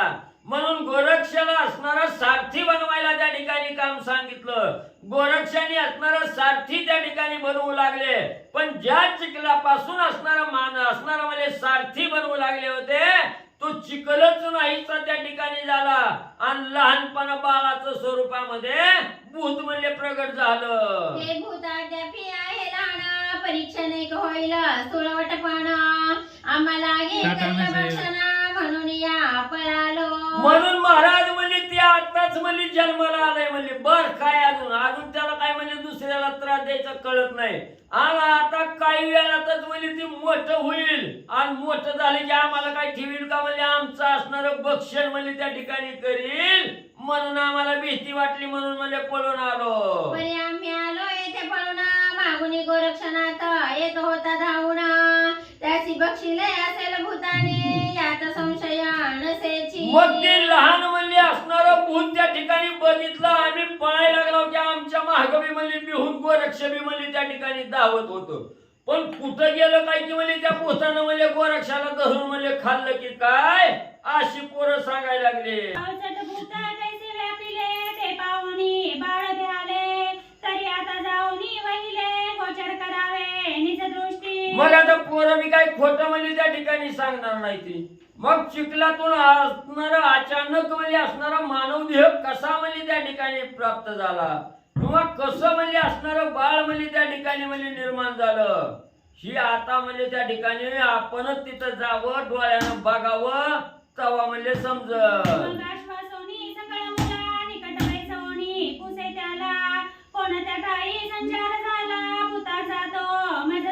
मग पुन्हा मच्छिंद्रनाथाने पोराला सांगायला सुरुवात केली, भिवू नका, मी तुझ्या पाठीशी आहे म्हणजे भिवू नका कोण सुद्धा. काय झालं कुठं गल्लय त्याचा ठाव ठिकाणा मला म्हणजे त्या ठिकाणी आणि सांगा.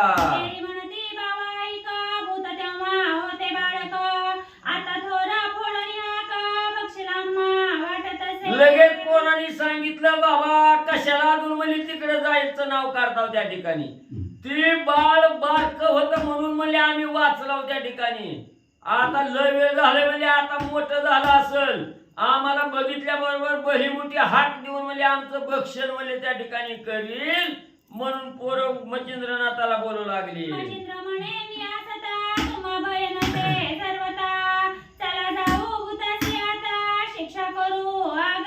मग मच्छिंद्रनाथांनी समजूत करताना सांगितलं पोराव म्हणजे भिवू नका म्हणजे मी तुमच्या महागाय म्हणजे आणि मी असताना तुम्हाला भ्यायची काय गरज आहे म्हणजे चला म्हणजे त्या असणाऱ्या भूताला म्हणजे मी आता शिक्षा लावतो तुम्ही भिवू नका चला म्हणजे माझ्या संग.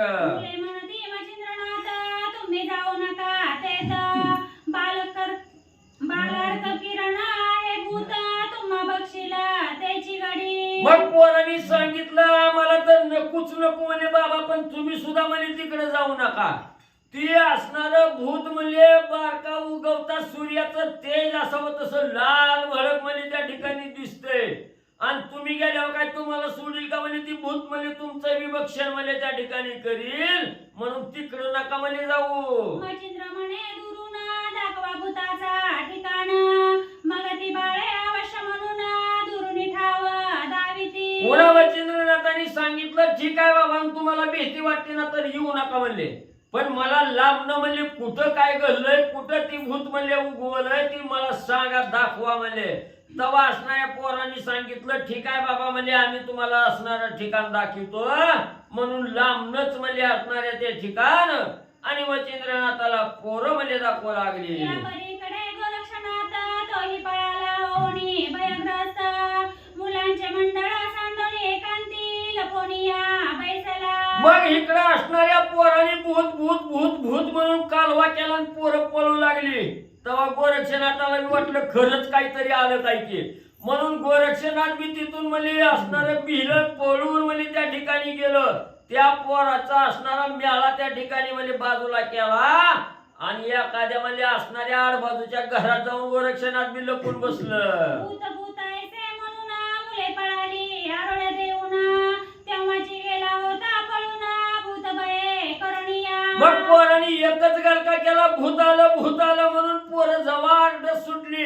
तेव्हा गोरक्षनाथाला वाटलं खरंच भूत आलं का काय, म्हणून तवाच म्हणजे तिथून पळ काढलं. बघता बघता एक बंद घर होतं त्या ठिकाणी लय दिवसाचं पडीक राहिलेलं, त्या घरात जाऊन गोरक्षनाथ लपून बसले. लक्ष्मी परमेकांत बैसला होता सुचिच म्हणत. परिहृदया धडधडीत अत्यंत भूत येईला म्हणून या. मग असणाऱ्या गोरक्षनाथांनी एक एकांत असा त्या ठिकाणी टाकला तिथं किडा मुंगीचं सुद्धा वास्तव्य त्या ठिकाणी नाही, अशा ठिकाणी बसलं. पण असणार काय बसू वाटना, भीतीनं छाती धड धड धड धड त्या ठिकाणी करायला लागली. कवा भूत येतोय मला कवा खातं काय की, याची भीती एवढा धाक असणाऱ्या गोरक्षनाथानं त्या ठिकाणी घेतला. असणार गुडघं गळ्यात घातलं, हात गुडघ्याला बांधलं आणि थरथरा कापत गोरक्षनाथ म्हणजे त्या घरात जाऊन लपलं. एकीकडे मच्छिंद्राते ठाव दाविती मुले समजत. परिदूरची असती येत किंचित सन्निधन येती भयाने. मग इकडे असणाऱ्या मच्छिंद्रनाथाला पोरं म्हणली ती असणारं ती भूत कुठं जन्माला आलं त्याचं ठाव ठिकाणा त्या ठिकाणी सांगायला, पण जवळ काही ना गेली. आज लय लांबनच म्हणजे असणारी खून करून म्हणजे त्या ठिकाणी सांगायला लागली. एवढी भीती पोराने आणि घेतली होते. तैसा राजभयाचा तरणी लखलखित मिरवित असता आवनी. मग दुष्कृत चोर जार जरणी दर्शनार्थी न ते न येती. जसं म्हणजे असणारा त्या ठिकाणी अतिशय श्रेष्ठ राजा त्या ठिकाणी असावा, राजाचा धाक सगळ्या प्रजेला त्या ठिकाणी असावा. मग ती असणारी एखाद्याकडून असणारा त्या ठिकाणी गुन्हा घालला की तो राजाच्या समोर म्हणजे कवा त्या ठिकाणी येत नाही, किंवा असणारा जोपर्यंत अंधार आहे तवा चोराचा सुळसुळट त्या ठिकाणी असतोय. पण हे असणारा सूर्य उगवल्याबरोबर जशी चोर म्हणजे त्या ठिकाणी जारीने चोऱ्या करणारी जशी म्हणजे समोर त्या ठिकाणी येत नाही ते तशी ही पोरं म्हणजे लांबच राही लागले. की राम नाम बोधुत्तर असता भूत न ये समोर. की पियुषी विष दृष्टी व्यवहार कदा काळी चालेना. किंवा म्हणजे ज्या घरात असणार राम नाम म्हणजे अखंड त्या ठिकाणी चालू आहे तिथं म्हणजे कवाच भूत म्हणजे त्या ठिकाणी येत नाही. किंवा जिथं हा असणारा नवनाथ ग्रंथ चालू आहे तिथं कसलंच म्हणजे वासाला सुद्धा भूत त्या ठिकाणी येत नाही. किंवा म्हणजे असणाऱ्या अमृताचा असणारा घट आहे त्या ठिकाणी, त्या एखाद्याला अमृत त्या ठिकाणी प्राप्त झालंय आणि त्याला किती बी म्हणजे असणाऱ्या विषाचा डंक त्या ठिकाणी लागला तर त्या अमृताजवळ जसं विष म्हणजे त्या ठिकाणी येत नाही, त्या अमृताला काही बाधा त्या ठिकाणी करू शकत नाही, तसं पोरांनी एवढी भीती त्या ठिकाणी घेतली तिकडे बघायला सुद्धा पोरं म्हणजे तयार नाही. मच्छिंद्रा ठिकाण म्हणती याची ग्रामातून भूत प्रकट झाले. म्हणून लांबूनच असणारी पोरं ठाव ठिकाणा त्या ठिकाणी दाखवायला लागली. मच्छिंद्रनाथाला म्हणू लागली, महाराज म्हणली ह्याच गावात म्हणली ह्याच ठिकाणी म्हणली असणार भूत आणि म्हणले प्रगट झालं होतं. मग त्या ग्रामात मच्छिंद्रनाथ मुले दाविता सदड जात तो बाळटा आरडत महिला गे उकिरडा. मग असणाऱ्या गोऱ्या मच्छिंद्रनाथ पोरांनी सांगितल्याप्रमाणे त्या असणाऱ्या गावात जिथं भूत म्हणजे उदयाला आला तिकडे म्हणले जाऊ लागले.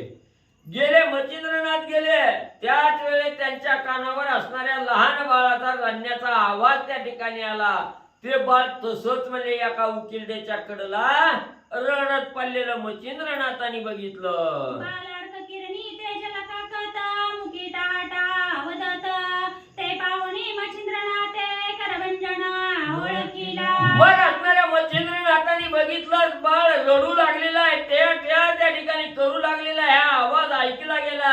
मच्छिंद्रनाथ जवळ त्या ठिकाणी गेले आणि त्या बाळावर नजर त्या ठिकाणी टाकली. मच्छिंद्रनाथाच्या दृष्टीला नवनारायणापैकी करभंजन नारायण त्या ठिकाणी आणि म्हणले ओळखू आले. हृदय धरुणी लवड सवडी बाळ उचलोनी घेतला आवडी मग लग बगी गावाबाहेर अतितातडी बाळासह पावला. मग बाळाला बघितलं, बाळाच्या विषयी असणारं प्रेम त्या ठिकाणी मच्छिंद्रनाथाच्या हृदयामध्ये उचंबळलं गेलं. बाळाला उचलून त्या ठिकाणी घेतलं आणि तसंच आपल्या छातीशी बाळ कवटाळलं. त्या गावाच्या बाहेर बाळाला घेऊन मच्छिंद्रनाथ आले.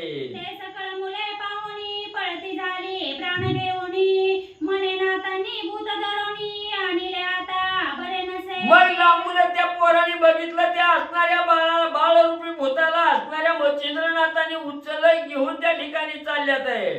पोरं म्हणायला लागली आता काही खरं नाही म्हणले. या असणाऱ्या नाथ बाबांनी म्हणले त्या भूताला उचललंय घेऊन चालले ते आता काही खरं नाही म्हणले. आता आपलं आता त्या भूतासी देईल सोडून मग त्या आपल्या पाठीशी लागून एकासी बक्षील धरून ऐसे म्हणून पळताती. पोरं विचार करू लागली आता घेऊन म्हणले ही बाबा म्हणले चाललाय. पुढं आल्याबरोबर त्या भूताला म्हणजे सोडून त्या ठिकाणी देईल आणि सोडून दिलं की ती भूत म्हणजे आपल्या पाठीमागे त्या ठिकाणी धावलं आणि एक एक एक एक करून सगळ्या पोराला म्हणजे खाऊन टाकील. आता काय खरं आपलं नाही. पळता पडती उठून जाती भय करुणी सांधित दडती हृदय दडदडायत अर्थात चित्ती लपोनिया बैसला. मग एवढं पोरांनी भीती घेतली. पुढं बघायचं मागं बघायचं पुढं बघायचं. ठेस काढायला लागली त्याच्यात पडायला लागली ठेस कळून. तोंडावर पोरं त्या ठिकाणी आपटायला लागली. आपटली की उठायचं तसंच भीतीनं त्या ठिकाणी पळायचं. सगळ्याचं हृदय म्हणजे धाड म्हणजे भीतीनं त्या ठिकाणी करू लागलं. चला एकीकडे बाळ घेऊन गोरक्षा पाहे मच्छिंद्रनंदन सदनी सदनी हाका मारून गोरक्षा ते पुकारी. कथेचं अनुसंधान इकडे मच्छिंद्रनाथांनी ते असणारं बाळ घेतलेलं आहे आणि बाळ घेऊन गोरक्षनाथाला हुडकण्यासाठी प्रत्येक असणाऱ्या घरामध्ये जाऊन गोरक्षाला त्या दरवाजामधनं त्या गावामध्ये हाका मारून हुडकू लागले. परीच्या सदनी जाय जाती ते सदनीची मुले आरडून उठती आई आई बया बया म्हणती आणि कपळती पुढारा. आणि लेकरं पुन्हा घाबरून आपापल्या घरी येऊन लपून बसलेली होती. आणि मच्छिंद्रनाथ पुन्हा गावामध्ये गेले. प्रत्येक घरामध्ये जाऊन गोरक्षाला नावानं हाक मारू लागले. पण ह्या लेकरांनी बघितलं मच्छिंद्रनाथाला की घरामध्ये पुन्हा जाऊन लपून बसू लागले. परी सदनी सदनीचे जन नाता पुसती हटकून भय काय दाविले मुला कारण म्हणून आरडोनी पळताती. मग त्या गावातल्या लेकरांचे आई बाप त्या गावातले लोक मच्छिंद्रनाथांना म्हणू लागली महाराज काय बारके लेकराला बेहू दाखवायला लागला म्हणले. एवढी लेकरं घाबरले ती ते असणारी थरथर कापायला लागले ती. असं काय भीती तुम्ही लहान लेकरांना दाखवायला लागला असं मोठी लोक मच्छिंद्रनाथांना बोलतात. कोणाचे मुला घेऊन फिरता तुम्ही सदनी सदनी एरी म्हणे गोरक्षणयनी पाहेन तेव्हा सांगेन. आणि त्या गावातल्या लोकांनी विचारलं तुम्ही तर ब्रह्मचारी आहेत महंत आहेत साधू आहेत कुणाचं लेकरूकडे वरती घेऊन हिंडायला लागला. लोक प्रश्न विचारत होती पण मच्छिंद्रनाथांनी कुणालाच काही सांगितलं नाही. त्यांनी सांगितलं आधी गोरक्ष कुठं आहे ती मला भेटू द्या. गोरक्षाची भेट झाल्यावर आधी मला कळू द्या काय झाले. मग गोरक्षाच्या भेटीनंतर ना पुन्हा तुम्हाला सांगतो हे लेकरू कोण आहे, कुठून आलं, कसं जन्मलं, सगळी कथा सांगतो असं मच्छिंद्रनाथ सांगतात. ऐसे बोलूनी पुढे जाता तो पातला गोरक्ष होता जेता उभा राहोनी अंगणात गोरक्षा ते पाचारी. आणि अशा पद्धतीने ते लोकांना प्रत्युत्तर दिलं आणि मच्छिंद्रनाथ पुढच्या घराकडे निघाले. असं प्रत्येक घर फिरून फिरून पाहिलं आणि ज्या घरामध्ये लपून बसलेले गोरक्ष होते त्या भूताला घाबरून त्या असणाऱ्या दरवाजापर्यंत मच्छिंद्रनाथ येऊन पोहोचले. ऐकोनी श्री गुरुची वाणी गोरक्ष निघाला सदनातूनी पर्येताची बाळ पाहिला नयनी पुन्हा रडोनी पळेतो. आणि आपल्या गुरुचा आवाज ऐकला गोरक्षानं. गोरक्ष आतमध्ये घाबरून बसलेले होते पण बाहेरनं मच्छिंद्रनाथाने गोरक्ष म्हणून हाक मारली की ऐकला गुरुचा आवाज आहे. आणि गुरु आले म्हणून मच्छिंद्रनाथ दरवाजा उघडून बाहेर आले. पण मच्छिंद्रनाथाच्या कडेवर तेच भूत दिसलं ज्या भूताला घाबरून पळाले होते. पुन्हा गोरक्षनाथ आतमध्ये गेले आणि लपून बसले. हा विप्रयाचा पावनी नयनी मच्छिंद्र विचारी आपुले मनी गोरक्ष व्यापला भय करुनी बाळे ते ठेवावे. मच्छिंद्रनाथाने विचार केला जोपर्यंत ही बाळ आपल्या बरोबरीला आहे, आपल्या कडेवरती आहे, तोपर्यंत गोरक्ष आपल्या जवळ येणार नाही. कारण गोरक्ष ही बाळालाच घाबरलेला आहे. म्हणून मच्छिंद्रनाथांनी ते बाळ तिथं जमिनीवरती ठुलं आणि ठुल्याबरोबर पुन्हा रिकाम जाऊन गोरक्षाला हाका मारू लागले. मग स्वशरीचे काढून वसन त्यावरी निजविले बाळरत्न मग त्या सदनी संचारून गोरक्षापाशी पातला. मग मच्छिंद्रनाथांनी स्वतःच्या अंगावरचा पितांबर काढला आणि ते असणाऱ्या पितांबर त्या बाळा पितांबर खाली ठेवलं आणि त्याच्यावरती ती बाळ झोपवलं. आणि ते बाळ खाली जमिनीवर ठेवल्यावर पुन्हा ज्या घरामध्ये गोरक्ष लपून बसला होता त्या घरामध्ये मच्छिंद्रनाथ गेले. जाता कवळणी धरिले हृदयी म्हणे वासी व्यर्थ भय प्रवाही ते भूत नाही मनुष्य देही करभंजना उदेला. मग गेल्या गेल्या मच्छिंद्रनाथाने गोरक्षनाथाला कडेकडून मिठी मारली, आलिंगन दिलं आणि गोरक्षनाथाला सांगितलं बाळा कशामुळे एवढं घाबरला, भय लागला, ते कुणी भूत वगैरे नाहीये, 9 नारायणापैकी करभंजन नारायणाचा अवतार आहे. मच्छिंद्रनाथ सांगतात परितयाची उदय रहाटी सांग झाली निर्भय पोटी एरी म्हणे मुलांसाठी खेळत होतो महाराजा. मच्छिंद्रनाथांनी बोलायला सुरुवात केली गोरक्ष ही करभंजन नारायणाचा अवतार आहे, मी ओळखलं. पण हे नारायण अवतारित कसे झाले, यांच्या असणारी जन्माची कथा कशी झाली, काय काय प्रकार घडला, मला सगळं सगळं पहिल्यापासून सांग. त्यावेळेस गोरक्षनाथांनी सांगितलं मी आणि गावातली काही मुलं आम्ही एकत्र खेळत होतो आणि खेळत असताना हाती घेऊनी कर्दम गोळा पूर्णपणे रचला पुतळा परिने कैची झाली कळा भूत त्यात संचारले. गोरक्षनाथांनी सांगितलं ही लेकरं माझ्यापाशी खेळत होती आणि त्यांनी असणारी गाडी बनवली आणि मला सांगितलं की गाडीवान बनवा, गाडी चालवणारा.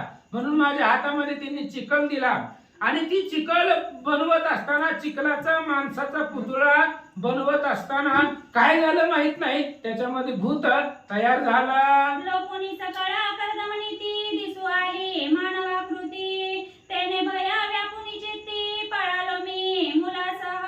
आणि महाराज गुरुवर्य काही झालं माहिती नाही. ज्या वेळेस मी असणारे ते चिखलाचा पुतळा केला, पुतळा केल्याबरोबर ते असणाऱ्या काही वेळातच तो पुतळा चिखलाचा चिखल सगळा गायब झाला आणि त्या चिखलामधूनच चिखल्याच्या पुतळ्यामध्ये मानवाचा पुतळा म्हणजे सजीव शरीर निर्माण झालं आणि त्याला आम्ही घाबरलो म्हणून सगळे पळाले.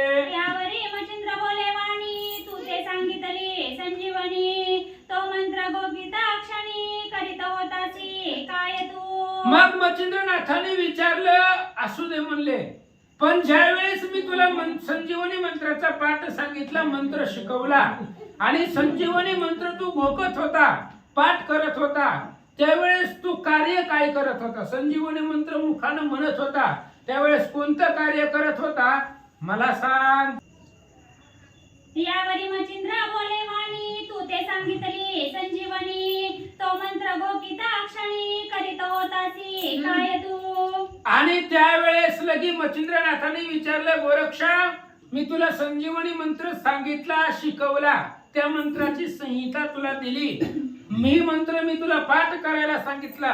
मग ही संजीवनी मंत्र पाठ करत असताना तू काय करत होता मला सांग. तेरी म्हणे आज्ञा तुमची भंगिली नाही, शपथ पायांची खेळतवाणी मंत्रांची सांडिली नाही महाराजा. त्यावेळेस लगेच गोरक्षनाथाने सांगितलं, महाराज तुमच्या पायाची शपथ घेऊन सांगतो, तुम्ही जी मला संजीवनी मंत्र पाठ करायला सांगितला होता तुम्ही केला. तुम्ही दिलेली जी काही विद्या आहे त्या विद्येचा अभ्यास मी परिपूर्ण केला, त्या अभ्यासाला चुकलो नाही असं गोरक्षनाथ बोलतात. कर्दम पुतळा करिता हाती, परिमंत्र सांडिला नाही उक्ती, चुकलो नाही शिक्षे हाती, ओपू नका गुरुनाथा. महाराज मी जरी हाताने चिखलाचा गोळा बनवत असलो, म्हणजे हे लेकरांबरोबर तरी खेळत होतो, त्यांच्या सोबत त्यांची असणारी चिखलाची मातीची मूर्ती त्यांना बनवून देत होतो, तरी सुद्धा मुखामध्ये संजीवनी मंत्राचा पाठ होता. आणि तुम्ही सांगितलेलं कार्य ते संजीवनी मंत्र मी पाठ करत होतो. आणि पाठ करत असतानाच इकडं चिखलाचा पुतळा बनवायला चालू होता, त्यामुळं मंत्र पाठ झाला. महाराज शिक्षा करू नका. ऐसे ऐकता गोरक्षवाणी, मचिंद्र तोषाला आपुले म्हणे, म्हणे केली करणी, बरी केली करणी, उठाता वेगेसी. आणि अशा प्रकारे गोरक्षनाथाचं बोलणं ऐकलं. मच्छिंद्रनाथाच्या लक्षामध्ये आले. मच्छिंद्रनाथांनी सांगितलं, मुख कुरवाळलं, तोंडावरून हात फिरवला, सांगितलं, गोरक्षा अद्भुत अशा प्रकारची करणी तू केलेली आहे.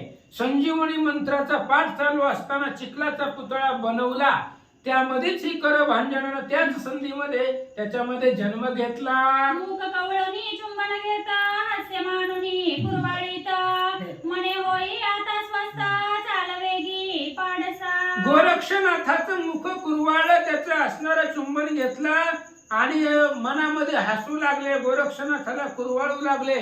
सांगितलं, आता स्वस्थ हो, घाबरू नको, मी सोबतीला आहे, माझ्या सोबत बाहेर चल असं मच्छिंद्रनाथ सांगतात. तेरी म्हणे गुरुनाथा तुम्ही आणले आहे भूता, ते मज खायला प्रांजळाता, बाहेर नेऊ नकाजी. गोरक्षनाथांनी सांगितलं, मच्छिंद्रनाथांना म्हणले, गुरुवर्या तुम्ही भूताला येऊन हिंडत आहो, तुमच्या सोबत जी असणारं भूत आहे ते आमच्या समोर तयार झाले आणि ती भूतापाशी जर गेलो तर ती भूत मला खाईल, त्यामुळे मला तिकडे त्या भूताकडे घेऊन जाऊ नका.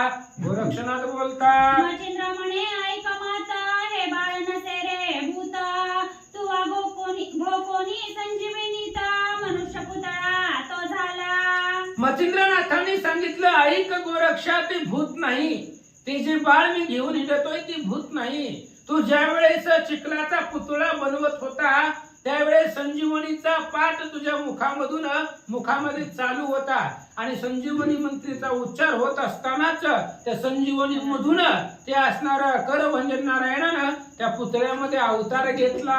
जैसा गौरव किरडा स्थान, बाळ झालासी उत्पन्न, त्याच नीती खेळता कर्दमा, बाळ उदयाते आले हो. अरे गोरक्ष, जसा तुझा जन्म उकिरड्यामधून झाला, तुझा जन्म त्या असणाऱ्या गोरक्षणामध्ये, गायीच्या शेणामध्ये तुझा जन्म झाला, तसाच ही सुद्धा असणारा तुम्ही चिखलाचा पुतळा बनवत असताना जसं तू त्या असणाऱ्या उकिरड्यामध्ये हरिनारायणानं अवतार घेतला आणि तू जन्मला, त्याच पद्धतीने चिखलाच्या पुतळ्यामध्ये करभंजन नारायणानं अवतार घेतला आणि हे बाळ जन्मला. ऐसे ऐकता गुरु गोष्टी, म्हणे भूत नव्हे तपोजेटी, मचिंद्र म्हणे भयपोटी, सांडी मनुष्य ते असे. मच्छिंद्रनाथांनी सांगितलं, गोरक्षा ते भूत नाही, ते असणारं भगवान श्री विष्णूचा नारायणाचा अवतार आहे. त्यामुळे सगळं जी भीती आहे ती भीती सोडून दे, ती माणूस आहे. माणसाचं जसं बाळ असतं तशा पद्धतीने ते बाळ आहे असं मच्छिंद्रनाथ सांगतात. ऐसे ऐकोनी प्रांजळ मत, मग श्री गुरुचा धरुणी हात, बाळ होते चिरपदरात, तयापासी पातले. मच्छिंद्रनाथाचं बोलणं ऐकलं. मग आपल्या गुरुचा मच्छिंद्रनाथाचा हात गोरक्षांनी धरला आणि ज्या ठिकाणी आपल्या असणाऱ्या वस्त्रामध्ये पितांबरामध्ये ते बाळ गुंडाळून ठेवलं होतं तिथपर्यंत दोघे जण जाऊन पोहोचले. बाळ उचलोनी मचिंद्रनाथ, आपुल्या शिबिरी घेऊन या जात, गोदुग्ध आणूनी पान त्वरित, ते बाळका पै केले. आणि मच्छिंद्रनाथाने ते तसंच आपला पितांबर उचलला, ते बाळ उचललं आपल्या शिबिरामध्ये, त्या गावामध्ये आपली असणारी पर्णकुटी झोपडी, त्या झोपडीमध्ये गेले, दूध आणलं आणि दूध त्या बाळाला पाजू लागले. यावरी वसन झोळी करून आत घातला गैरी नंदन, यावरी तया गावीचे जन शिबिरापाशी पातले. मग मच्छिंद्रनाथाने त्या असणाऱ्या बाळाला आपल्या पिता असणाऱ्या पितांबराची झोळी केली आणि त्या बाळाला झोळीमध्ये टाकलं आणि त्या असणाऱ्या बाळाला झोका देऊ लागली आपल्या शिबिरामध्ये. मग ही असणारी वार्ता गावोगावामध्ये पसरली. त्या गावातली जी काही लोक होते ते लोक मच्छिंद्रनाथाच्या शिबिरापर्यंत येऊन पोहोचले. नाथ चरणी अर्पणी माता पुसती हे नाथ समर्था, बाळ कोणाचे हलविता श्रवण करू इच्छितो. आणि काही लोक त्या असणाऱ्या शिबिरामध्ये आले. आल्याबरोबर मच्छिंद्रनाथांना नमस्कार केला. मच्छिंद्रनाथांना विचारलं, महाराज ही बाळ तुमच्या पशी जी आहे ती बाळ पाण्यामध्ये टाकलंय, बाळाला झोका देताव, पण हे कुणाचं बाळ आहे आम्हाला सांगा. मग झाला वृत्तांत मच्छिंद्रनाथ तया ग्रामस्था निवेदित, तो ऐकोनी सकळ वृत्तांत आश्चर्य करीती क्षणोक्षणी. आणि मग जो वृत्तांत झालेला होता तो सगळा मच्छिंद्रनाथांनी त्या गावकऱ्यांना सांगितला, गावातल्या लोकांना सांगितल्याबरोबर त्यांनाही आश्चर्य वाटलं आणि नाथांचं सामर्थ्य लक्षात आलं. म्हणे धन्य धन्य संजीवनी हा करीत उदेला उशना मुनी, परित्याही प्रत्यक्ष सर्व गुणी नाथ मच्छिंद्र वाटतो. त्यावेळेस लोक बोलू लागली, या कलियुगामध्ये धन्य धन्य संजीवनी मंत्र आहे. जसं पूर्वी शुक्राचार्य दैत्यगिरी होऊन गेले आणि त्या शुक्राचार्याने संजीवनी मंत्र बृहस्पतीचा मुलगा कचाला शिकवलं. ती संजीवनी मंत्राचा पाठ त्या असणाऱ्या उषण मूर्ती कवीला होता, शुक्राचार्यांना होता. मग संजीवनी मंत्र म्हणजेच शुक्राचार्य कलित जन्माला आले की काय असं वाटू लागलं. पहा पहा गुरु दैत्य शव शरीरा सावध करीत, परित्या म्हणया जड देहस्थ जीवदशा व्यापित असे. आणि लोक बोलू लागले, बघा तो असणारा शुक्राचार्य दैत्य, ते संजीवनी मंत्रानं दैत्याचे गुरु शुक्राचार्य संजीवनी मंत्रानं काय करत होते, मेलेल्या माणसाला जिवंत करत होते. जी मुर्दे मडी जी पडली होती त्यांना ते जिवंत करत होते. पण त्यापेक्षा श्रेष्ठ मच्छिंद्रनाथ आहे. चिखलाच्या पुतळ्याला जिवंत केलं एवढं सामर्थ्य म्हणजे शुक्राचार्यांपेक्षा श्रेष्ठ सामर्थ्यानं मच्छिंद्रनाथ आहेत लोक बोलतात. तरी तैसा नोहे मच्छिंद्रनाथ कर्दम पुतळा केला जिवंत, तस्मात शुक्र तो त्या तुलनेत सहस्रभागी दिसेना. त्या शुक्राचार्यासारखे मच्छिंद्रनाथ नाही. ते शुक्राचार्य मड्याला मेलेल्या माणसाला जिवंत करतील याच्यामध्ये नवल नाही. पण त्या असणाऱ्या मच्छिंद्रनाथांनी चिखल्याच्या पुतळ्यामध्ये प्राण आणला, चिखल्याचा पुतळा जिवंत केला, म्हणून शुक्राचार्यापेक्षा 1000 पटीने श्रेष्ठ मच्छिंद्रनाथ आहेत असं लोक बोलतात. तरी उषणानं म्हणू संमती द्वितीय ब्रह्मा पातलाक्षिती, ती संमत गौण चित्ती मच्छिंद्र भाग्य दिसत असे. आणि ते असणारे जे काही कवी आहेत शुक्राचार्य, ते शुक्रांपेक्षा सुद्धा श्रेष्ठ मच्छिंद्रनाथ आहे. कलियुगामध्ये ब्रह्मदिवस निर्माण झाला की काय, सगळ्या जीवाला निर्माण करणारा तो ब्रह्मदिवस प्रगट झाला की काय असं वाटू लागलं. पहा पहा विधिराज उत्पन्न करी जगा सहज, तरी मूळ त्यात असे बीजा समान रूप होय. बघा म्हणले तो असणारा ब्रह्मदेव आहे आणि तो ब्रह्मदेव जगाला उत्पन्न करतो आणि ती असणारा जीवसृष्टी निर्माण करतो असं सांगतात. श्री गणेशाय नमः, श्री त्रिपुरामचंद्राय नमः. यावरी अनेक दुसरा अर्थ विधी स्वांगेत्पत्ती करीत, देसानो हे मच्छिंद्रनाथ शिष्याती करविला. लोकांनी सांगितलं मच्छिंद्रनाथाला ब्रह्मदेवाचा अवतार म्हणावा तरी सुद्धा ती गौण पडतय. कारण ब्रह्मदेव स्वतःच्या अंगाने सगळ्या जगाची उत्पत्ती करतात, पण तसं मच्छिंद्राचं नाहीये.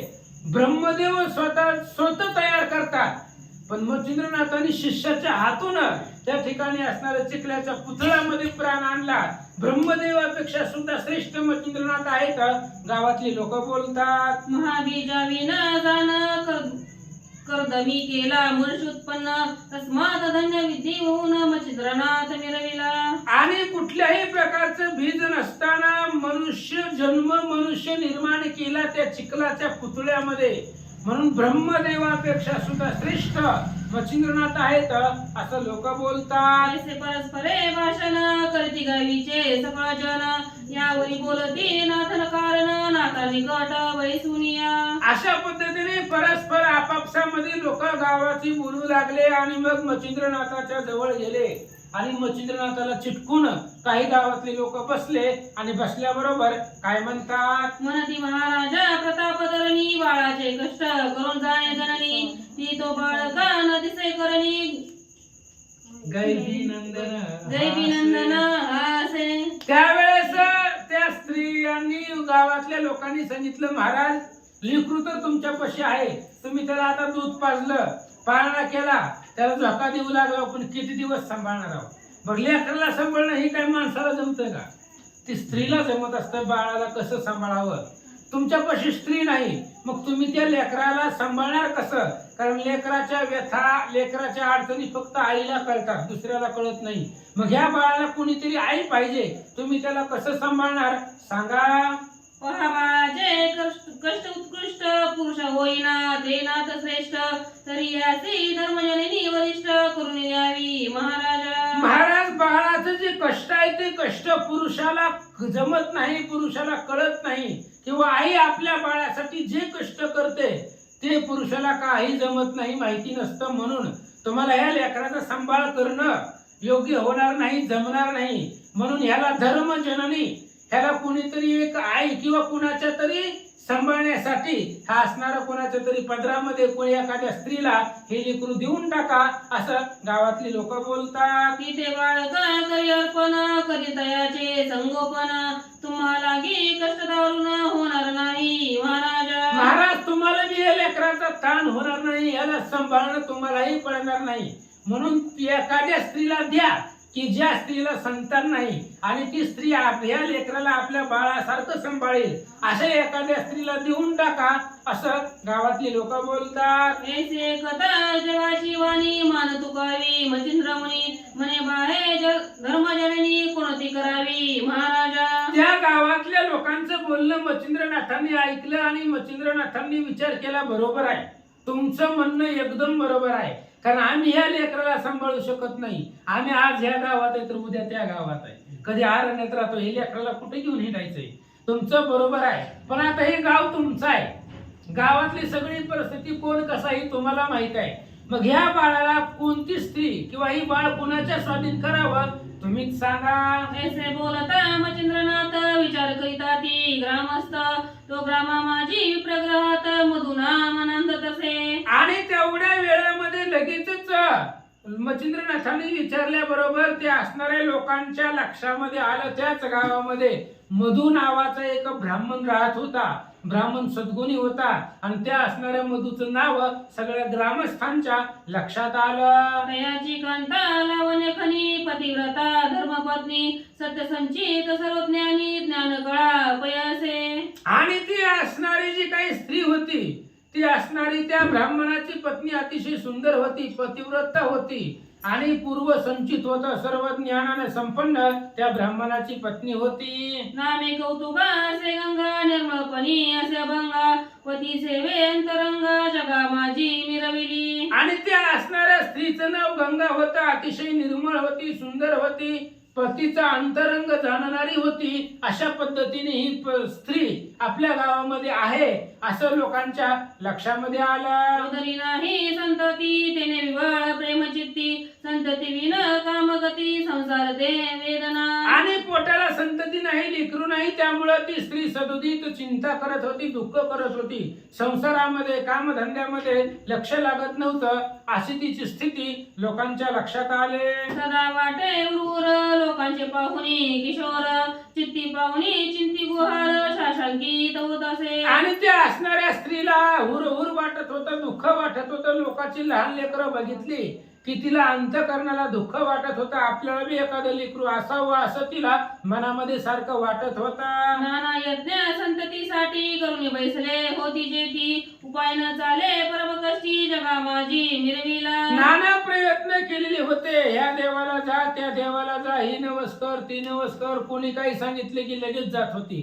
पुत्र संततीसाठी सगळे पर्याय केलेले होते, पण शेवटी भाग्यामध्ये नव्हतं, त्यामुळे पुत्र संतती झाली नाही, म्हणून दुःख वाटू लागलं. ऐसे असता उभय जन तो दैवे उदेला मंदुसा कारण ग्रामस्थ करणी तयाचे स्मरण अकस्मात पै झाले. अशा पद्धतीने ते स्त्रीचं असताना त्या स्त्रीचं भाग्य उदयाला आलं, म्हणून गावातली जी काही लोक मच्छिंद्रनाथापाशी आली होती, ती मच्छिंद्रनाथांना गावातल्या लोकांच्या मुखातून हे असणारा गंगाचं नाव निघालं, म्हणजे तिचं भाग्य उदयाला आलं होतं, म्हणून लोकांच्या मुखातून तिचं नाव बाहेर पडलं. जैसा द्रोणाचा विषम काळ निवटावया उदेला उत्तम वेळ सहज खेळी गांधारी बाळ विटी कुंभात पडेली. द्रोणाचार्यांचा वाईट काळ आला किंवा द्रोणाचार्यांचं असणार मरण जवळ आलं, म्हणून त्याच वेळेस कौरव पांडव लहान असताना कौरवांची जी काही मुलं होती गांधारीची, ती मुलं क्रिकेट खेळत असताना एका महाकुपामध्ये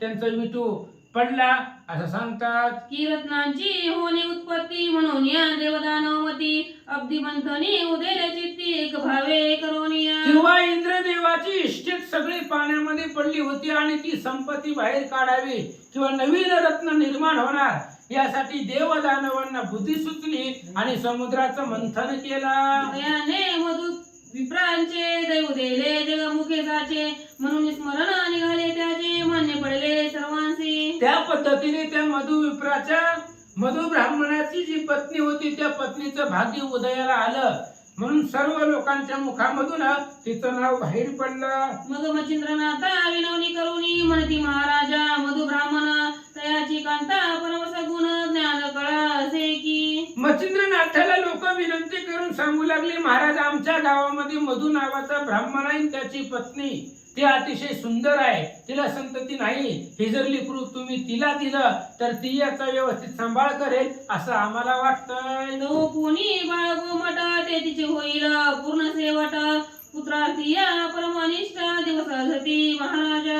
महाराजा तुम्ही हे बाळ तिच्या स्वाधीन करा, तिला अर्पण करा, कारण ती पुत्रासाठी उतावेळ झालेली आहे, अनेक दिवस झाले तिला पुत्र संतती नाहीये, म्हणून तुम्ही तिलाच द्या असं गावातले लोक बोलतात. ऐसे कोणी मच्छिंद्रवाणी पुत्राचार आहे संरक्षणी मग त्या विप्रा बोलावणी कांते सहित आणिले. अशा पद्धतीने मच्छिंद्रनाथाचं बोलणं ऐकल्याबरोबर त्या गावातल्या लोकांचं बोलणं ऐकलं. मच्छिंद्रनाथांनी सांगितले ठीक आहे, बाळाला पूर्ण संरक्षण जर मिळत असेल तर मग आम्हालाही आनंद आहे, म्हणून मच्छिंद्रनाथाने गावातल्या लोकांना पाठवून त्या मधु नावाच्या ब्राह्मण आणि त्याच्या पत्नीला बोलावून घेतलं. हरी ते भार्या लावण्यालाशी सदुन वर्णा जगासी नाथ पाताचे ते चित्तसी ओळखिले हृदयांत.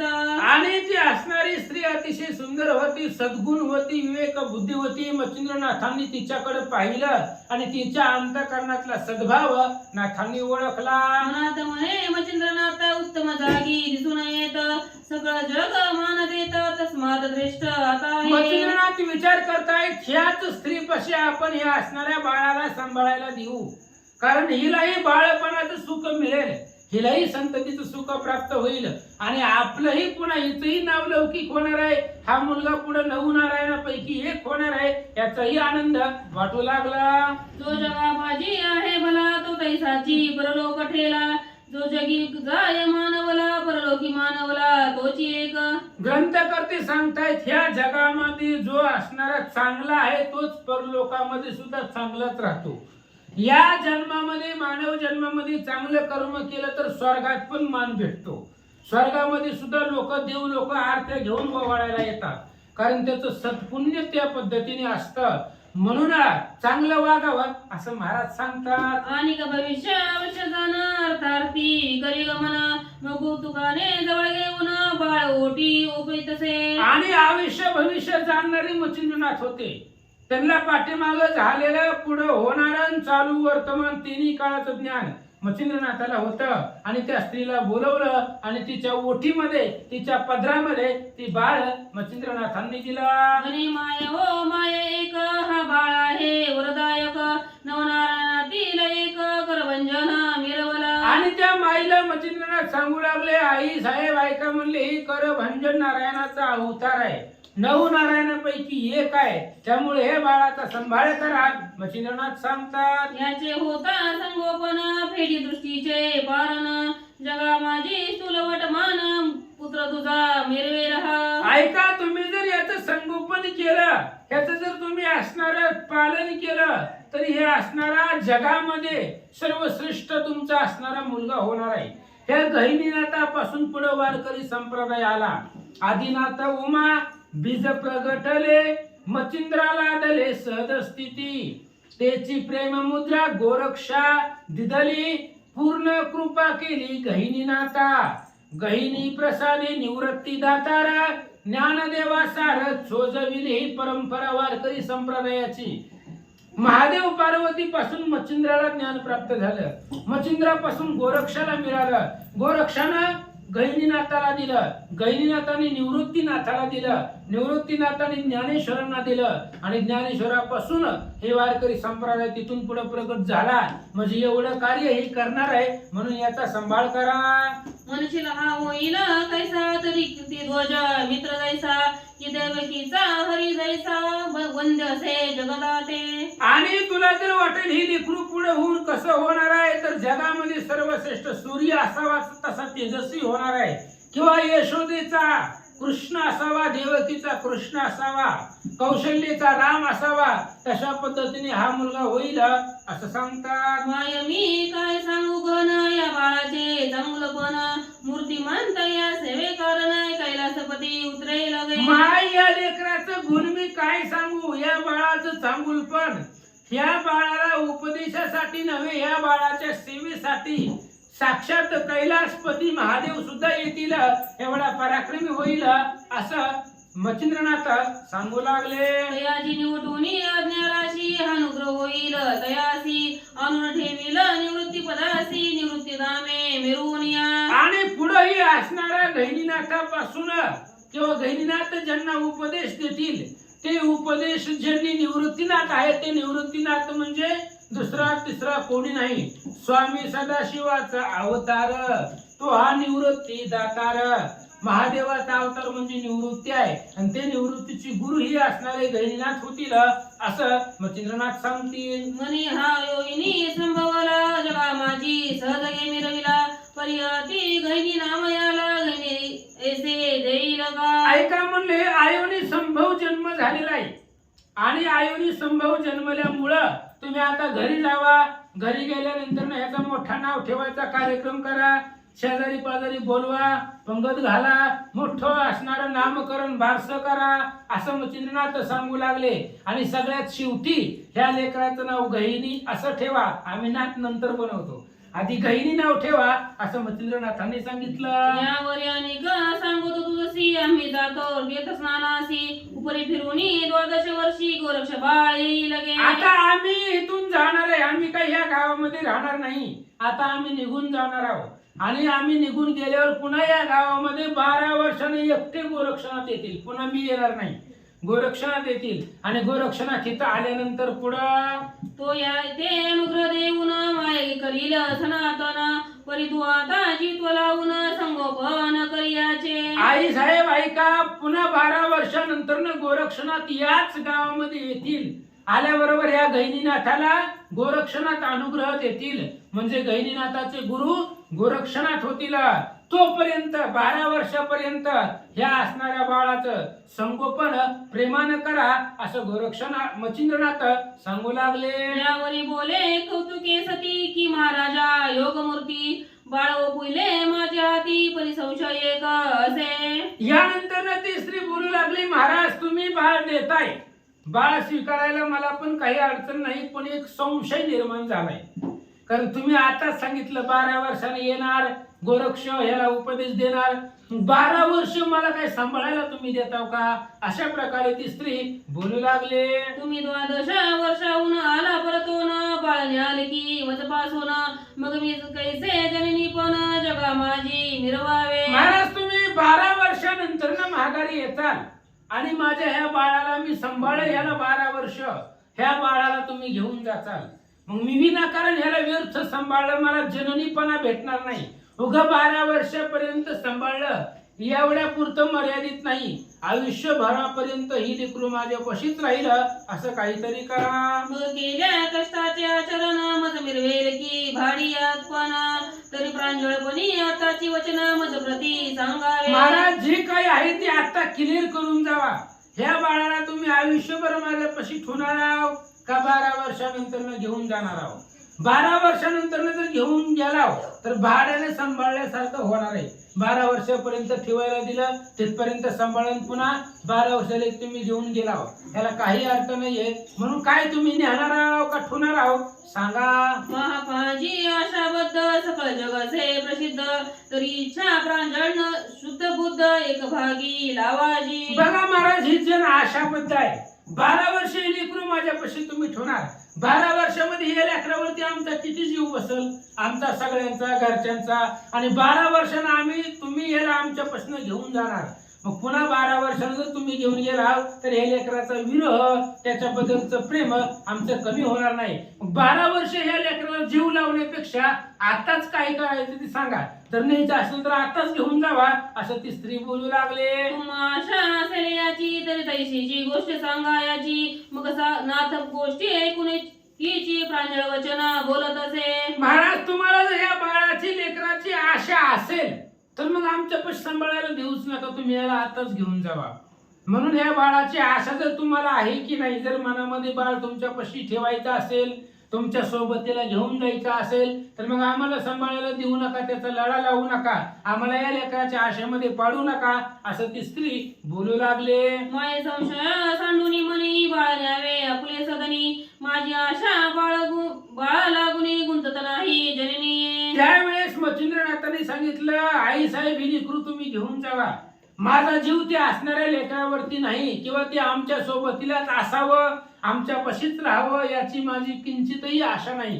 ही तुझा मुलगा मी तुला दिला आणि आयुष्यभर तुझ्या पशीच राहणार आहे, तुझा म्हणूनच राहणार आहे. मच्छिंद्रनाथ सांगतात तरी तुझा लाभो सूत प्रांजळपणी मिरो जगात तू माय हा सूत लोका माझी बोलतील. अगं आई अमाई साहेब ऐका, ही लेकरू तुझं तुमच्या पशीच राहणार आहे. लोक सगळी बोलतील ही गहिनीनाथ आहे आणि गहिनीनाथाची आई हीच आहे असं प्रत्येकाच्या मुखामधून तुमचंच नाव येणार आहे. ह्या गहिनीनाथाचं जरी नाव लौकिक झालं तरी आमचं नाव नाही येणार, तुमचंच नाव येणार आहे, त्याच्या आई वडिलाच येणार आहे. मच्छिंद्रनाथ सांगतात मी आणि माझा शिष्य गुंतणार नाही आशेत हा बाळ तुमचा तुम्हास लखलखीत बोलतो. ऐका, ही असणारा बाळ तुमचा तुमच्या पशीच राहू द्या. मी आणि माझा शिष्य गोरक्षाला सुद्धा या बाळाची आशा राहणार नाही किंवा या बाळाच्या मोहपाशामध्ये आम्ही दोघंही अडकणार नाही. मी तर आताच ह्या बाळाला सोडून चाललोय, पुन्हा मी या बाळाकडे येत पण नाही. आणि गोरक्ष 12 वर्षाने येईल, फक्त डोक्यावरती हात ठेवील, अनुग्रह देईल आणि गोरक्ष निघून जाईल. तुझं लेकरू तुझ्या पाशीच राहील. मच्छिंद्रनाथ सांगतात परी गोरक्ष अनुग्रह देईल यासी पुढे जाईल तीर्थस्नानासी तू सांभाळ तुझं पाशी चिरंजीव असो. आणि हे असणारं जे काही लेकरू आहे ती तुझं तुझ्या पाशीच राहणार आहे. गोरक्ष येतील, 12 वर्षानंतर तीर्थस्नानाहून येतील, त्याला उपदेश देतील आणि पुन्हा तीर्थस्नानाला गोरक्षनाथ निघून जातील आणि ही लेकरू तुझं तुझ्या पाशीच राहणार आहे. मच्छिंद्रनाथ सांगतात ऐसे बोलोनी ग्रामस्था ते शपथपूर्वक साक्ष सहित निर्मळपणी करुणी चित्त कौतुक सदनी बोलवी. आणि अशा पद्धतीने लगेच ते असणाऱ्या ग्रामस्थांना शपथपूर्वक मच्छिंद्रनाथांनी सांगितलं शपथ घेऊन की मी आणि माझा शिष्य गोरक्ष ह्या बाळाला घेऊन जाणार नाही, त्याच्या मोहपाशामध्ये अडकणार नाही. ही बाळ या स्त्रीच आहे, तिथंच राहील असं सांगतात. मंत्रे चर्चुनी विभूती माळा मोहन नस्त्र घातले गळा कौतुके स्पर्शित हृदय कमळा पयोधरी पद दाटत असे. आणि त्या बाळाच्या कपाळावरती मच्छिंद्रनाथाने विभूती लावली, त्या विभूतीवरती मंत्र टाकला, मोहन मंत्र टाकला की कुणीही या लेकराच्या मायेमध्ये गुंतेल अशा प्रकारचा मंत्र टाकला. ते असणाऱ्या स्त्रीनं बाळ घेतलं, आपल्या असणाऱ्या हृदयाला लावलं आणि बाळ घेऊन घरी आले. मग ते बाळाला ओनी सनी गावीच्या नोनी सुवासिनी पालखात गाताले प्रेमे करुणी गणी नाम स्थापिले. मग ते बाळ लावून स्तनी गावीच्या नोनी सुवासिनी पालकात घातले प्रेमे करोनी गहिनी नाम स्थापिले श्रीराम जय राम राम. मग असणाऱ्या गावातल्या स्त्रिया बोलवल्या सुवासिनी, ते असणाऱ्या बाळाला पालकामध्ये घातल्या, त्याच्या आत्या वगैरे जे काही कोणी असतील ते आल्याबरोबर त्याच्या कानात तुरकर काय करतात ते केलं आणि त्या लेकराचं गहिनी अशा प्रकारचं नाव त्या कौतुक स्त्रीनं पाळण्यात घालून ठेवलं. यावरी मच्छिंद्र काही दिवस तया ग्रामी करून निवास, मग सवे घेऊन गोरक्षासर तीर्थस्थाना चालिला. यानंतर मच्छिंद्रनाथ काही दिवस त्या गावामध्ये राहिले. त्या गावामध्ये राहिल्यानंतर गोरक्षनाथाला सोबतीला घेतलं आणि तीर्थस्नान करण्यासाठी, पुढची तीर्थ पाहण्यासाठी गोरक्ष आणि मच्छिंद्रनाथ निघाले. पुसुनी सकळ ग्रामस्थांशी निगता झाला गौरवेशी, मार्ग लक्ष्मी तीर्थस्नानासी बद्रिकाश्रमी जात असे. आणि सगळ्या गावांना विचारलं, गावकऱ्यांची भेट घेतली, सर्वांचा मान गौरव सर्वांनी केला मच्छिंद्रनाथाचा. आणि पुढच्या असणाऱ्या बद्रिका आश्रमाला, जिथं दत्तात्रय महादेवजी राहतात, त्या बद्रिका आश्रमाच्या दिशेनं ही दोघजण निघाले. परिमार्गी चालता वाट श्री गोरक्षाची घेऊन पाठ, कार्यरूपी कार्य घेऊन आलोट परीक्षेते पाहत असे. पण आता पावली गोरक्ष सोबतीला आहे, गोरक्षाला घेऊन जात आहेत. पण गोरक्षाकडे किती ज्ञान आहे, ज्ञान प्राप्त झाले की नाही याचा असणारी परीक्षा रस्त्यामध्ये घेत चालले. नंतर ते पाहता परी विषम अशी विषम दिसती सर्व कार्याशी, मग मच्छिंद्र विचार करी मानसी तप पूर्ण से. मच्छिंद्रनाथ चलता सहज गोरक्षनाथाची परीक्षा घेऊ लागले. पण गोरक्षनाथ त्या परीक्षेमध्ये पास होईना. विषमता वाटू लागली. मच्छिंद्रनाथाच्या लक्षामध्ये आलं की आता गोरक्षनाथाला 12 वर्षासाठी तपाला बसवावं लागल. तप असल्याशिवाय विद्या फलद्रूप होणार नाही. म्हणून भद्रका आश्रमामध्ये गुरु दत्तात्रय आणि महादेवजी यांच्या आश्रयाखाली तपश्चर्याला बसू आणि आपण इकडे स्त्री राज्यामध्ये जाऊ विचार करतात. मुळीच पदरी पैसा नसता की दान मिळविता दंबिका व्यवसा, तेवी मंत्र हेतू तपोलेशा विना विषम आहे. एखाद्याकडे पैसाच नाही, तो दान धर्माच्या गप्पा गोष्टी करतो, त्याच्यापाशी पैसाच नसते. पण सप्ताची असणारी मीटिंग बसली की त्याच्यामध्ये सगळ्यात पुढं काय लागल तेवढं आपल्याकडून घेऊन जा, तुझ्यापाशीच काय नाही. असू द्या, जसं पैसा नाही पण दांभिकपणानं दान धर्माच्या गप्पा गोष्टी करतात, तशा पद्धतीने मंत्र आपण दिलेत गोरक्षाला, पण तप केल्याशिवाय ती मंत्र फलद्रूप होणार नाही विचार मच्छिंद्रनाथ करतात. तरी आता बद्रिकाश्रमी बद्रिकेदारा उभा स्वामी, तया हाती गोरक्ष ओपुनी तया लागी रुजवावा. आता बद्रिका आश्रमामध्ये जाऊ, तिथं असणारे आपले महादेवजी आहेत, स्वामी गुरु दत्तात्रय आहेत, त्यांच्या हातामध्ये हे गोरक्षनाथ देऊ, त्यांच्या आश्रयाखाली देऊ आणि तिथं तपाला बसवू. ऐसा विचार करून चित्ती उभयता हिंडते नाना तीर्थी, मग लक्ष्मी हिमाचल मार्ग प्रति बद्रिका प्रति. अशा प्रकारचा विचार केला, नाना तीर्थ जगतामध्ये हिंडले आणि मग बद्रिका आश्रमाचा मार्ग लक्षात घेतला आणि त्या आश्रमापर्यंत जाऊन पोहोचले. गेले परी तेथील कथन पुढील अध्यायी होईल श्रवण, अर्थ धरुनी अपूर्ण स्वीकार करावा श्रोत्यांनी. आता बद्रिका आश्रमामध्ये गेल्यानंतर त्या बद्रिका आश्रमामध्ये काय कथा होईल, तिथे गेल्यानंतर काय चरित्र होईल, ती कथा उद्याच्या अध्यायामध्ये लक्षपूर्वक ऐका. विचक्षण श्रोते संत सदा तुमचा धुंडी सूत, सेवे लागी अर्थी प्राणात ग्रंथ आदरी मिरवित तुम्ही विचक्षण आहेत, श्रोते संत आहेत, तुमचा असणारा मी अतिथ आहे, तुमचा दास आहे, सेवेलागी सेवक झालो, तुमच्या आलो दर्शना, अशा पद्धतीने तुमचा दास आहे. ह्या असणाऱ्या ग्रंथाला रोज कथेला या असं महाराज सांगतात. तुमचे कृपेचे लेवनी भूषण नरहरिवंश पूर्ण, कवी मालू दुंडी नंदन संत गणी मिरवला. स्वस्ती श्री भक्ती घतासार संमत गोरक्ष काव्य किमयागार, सदा परितो स्वाभाविक चतुर दशमाध्याय गोड. श्रीकृष्ण नमस्ते. पुंडलिक वरदारी विठ्ठल.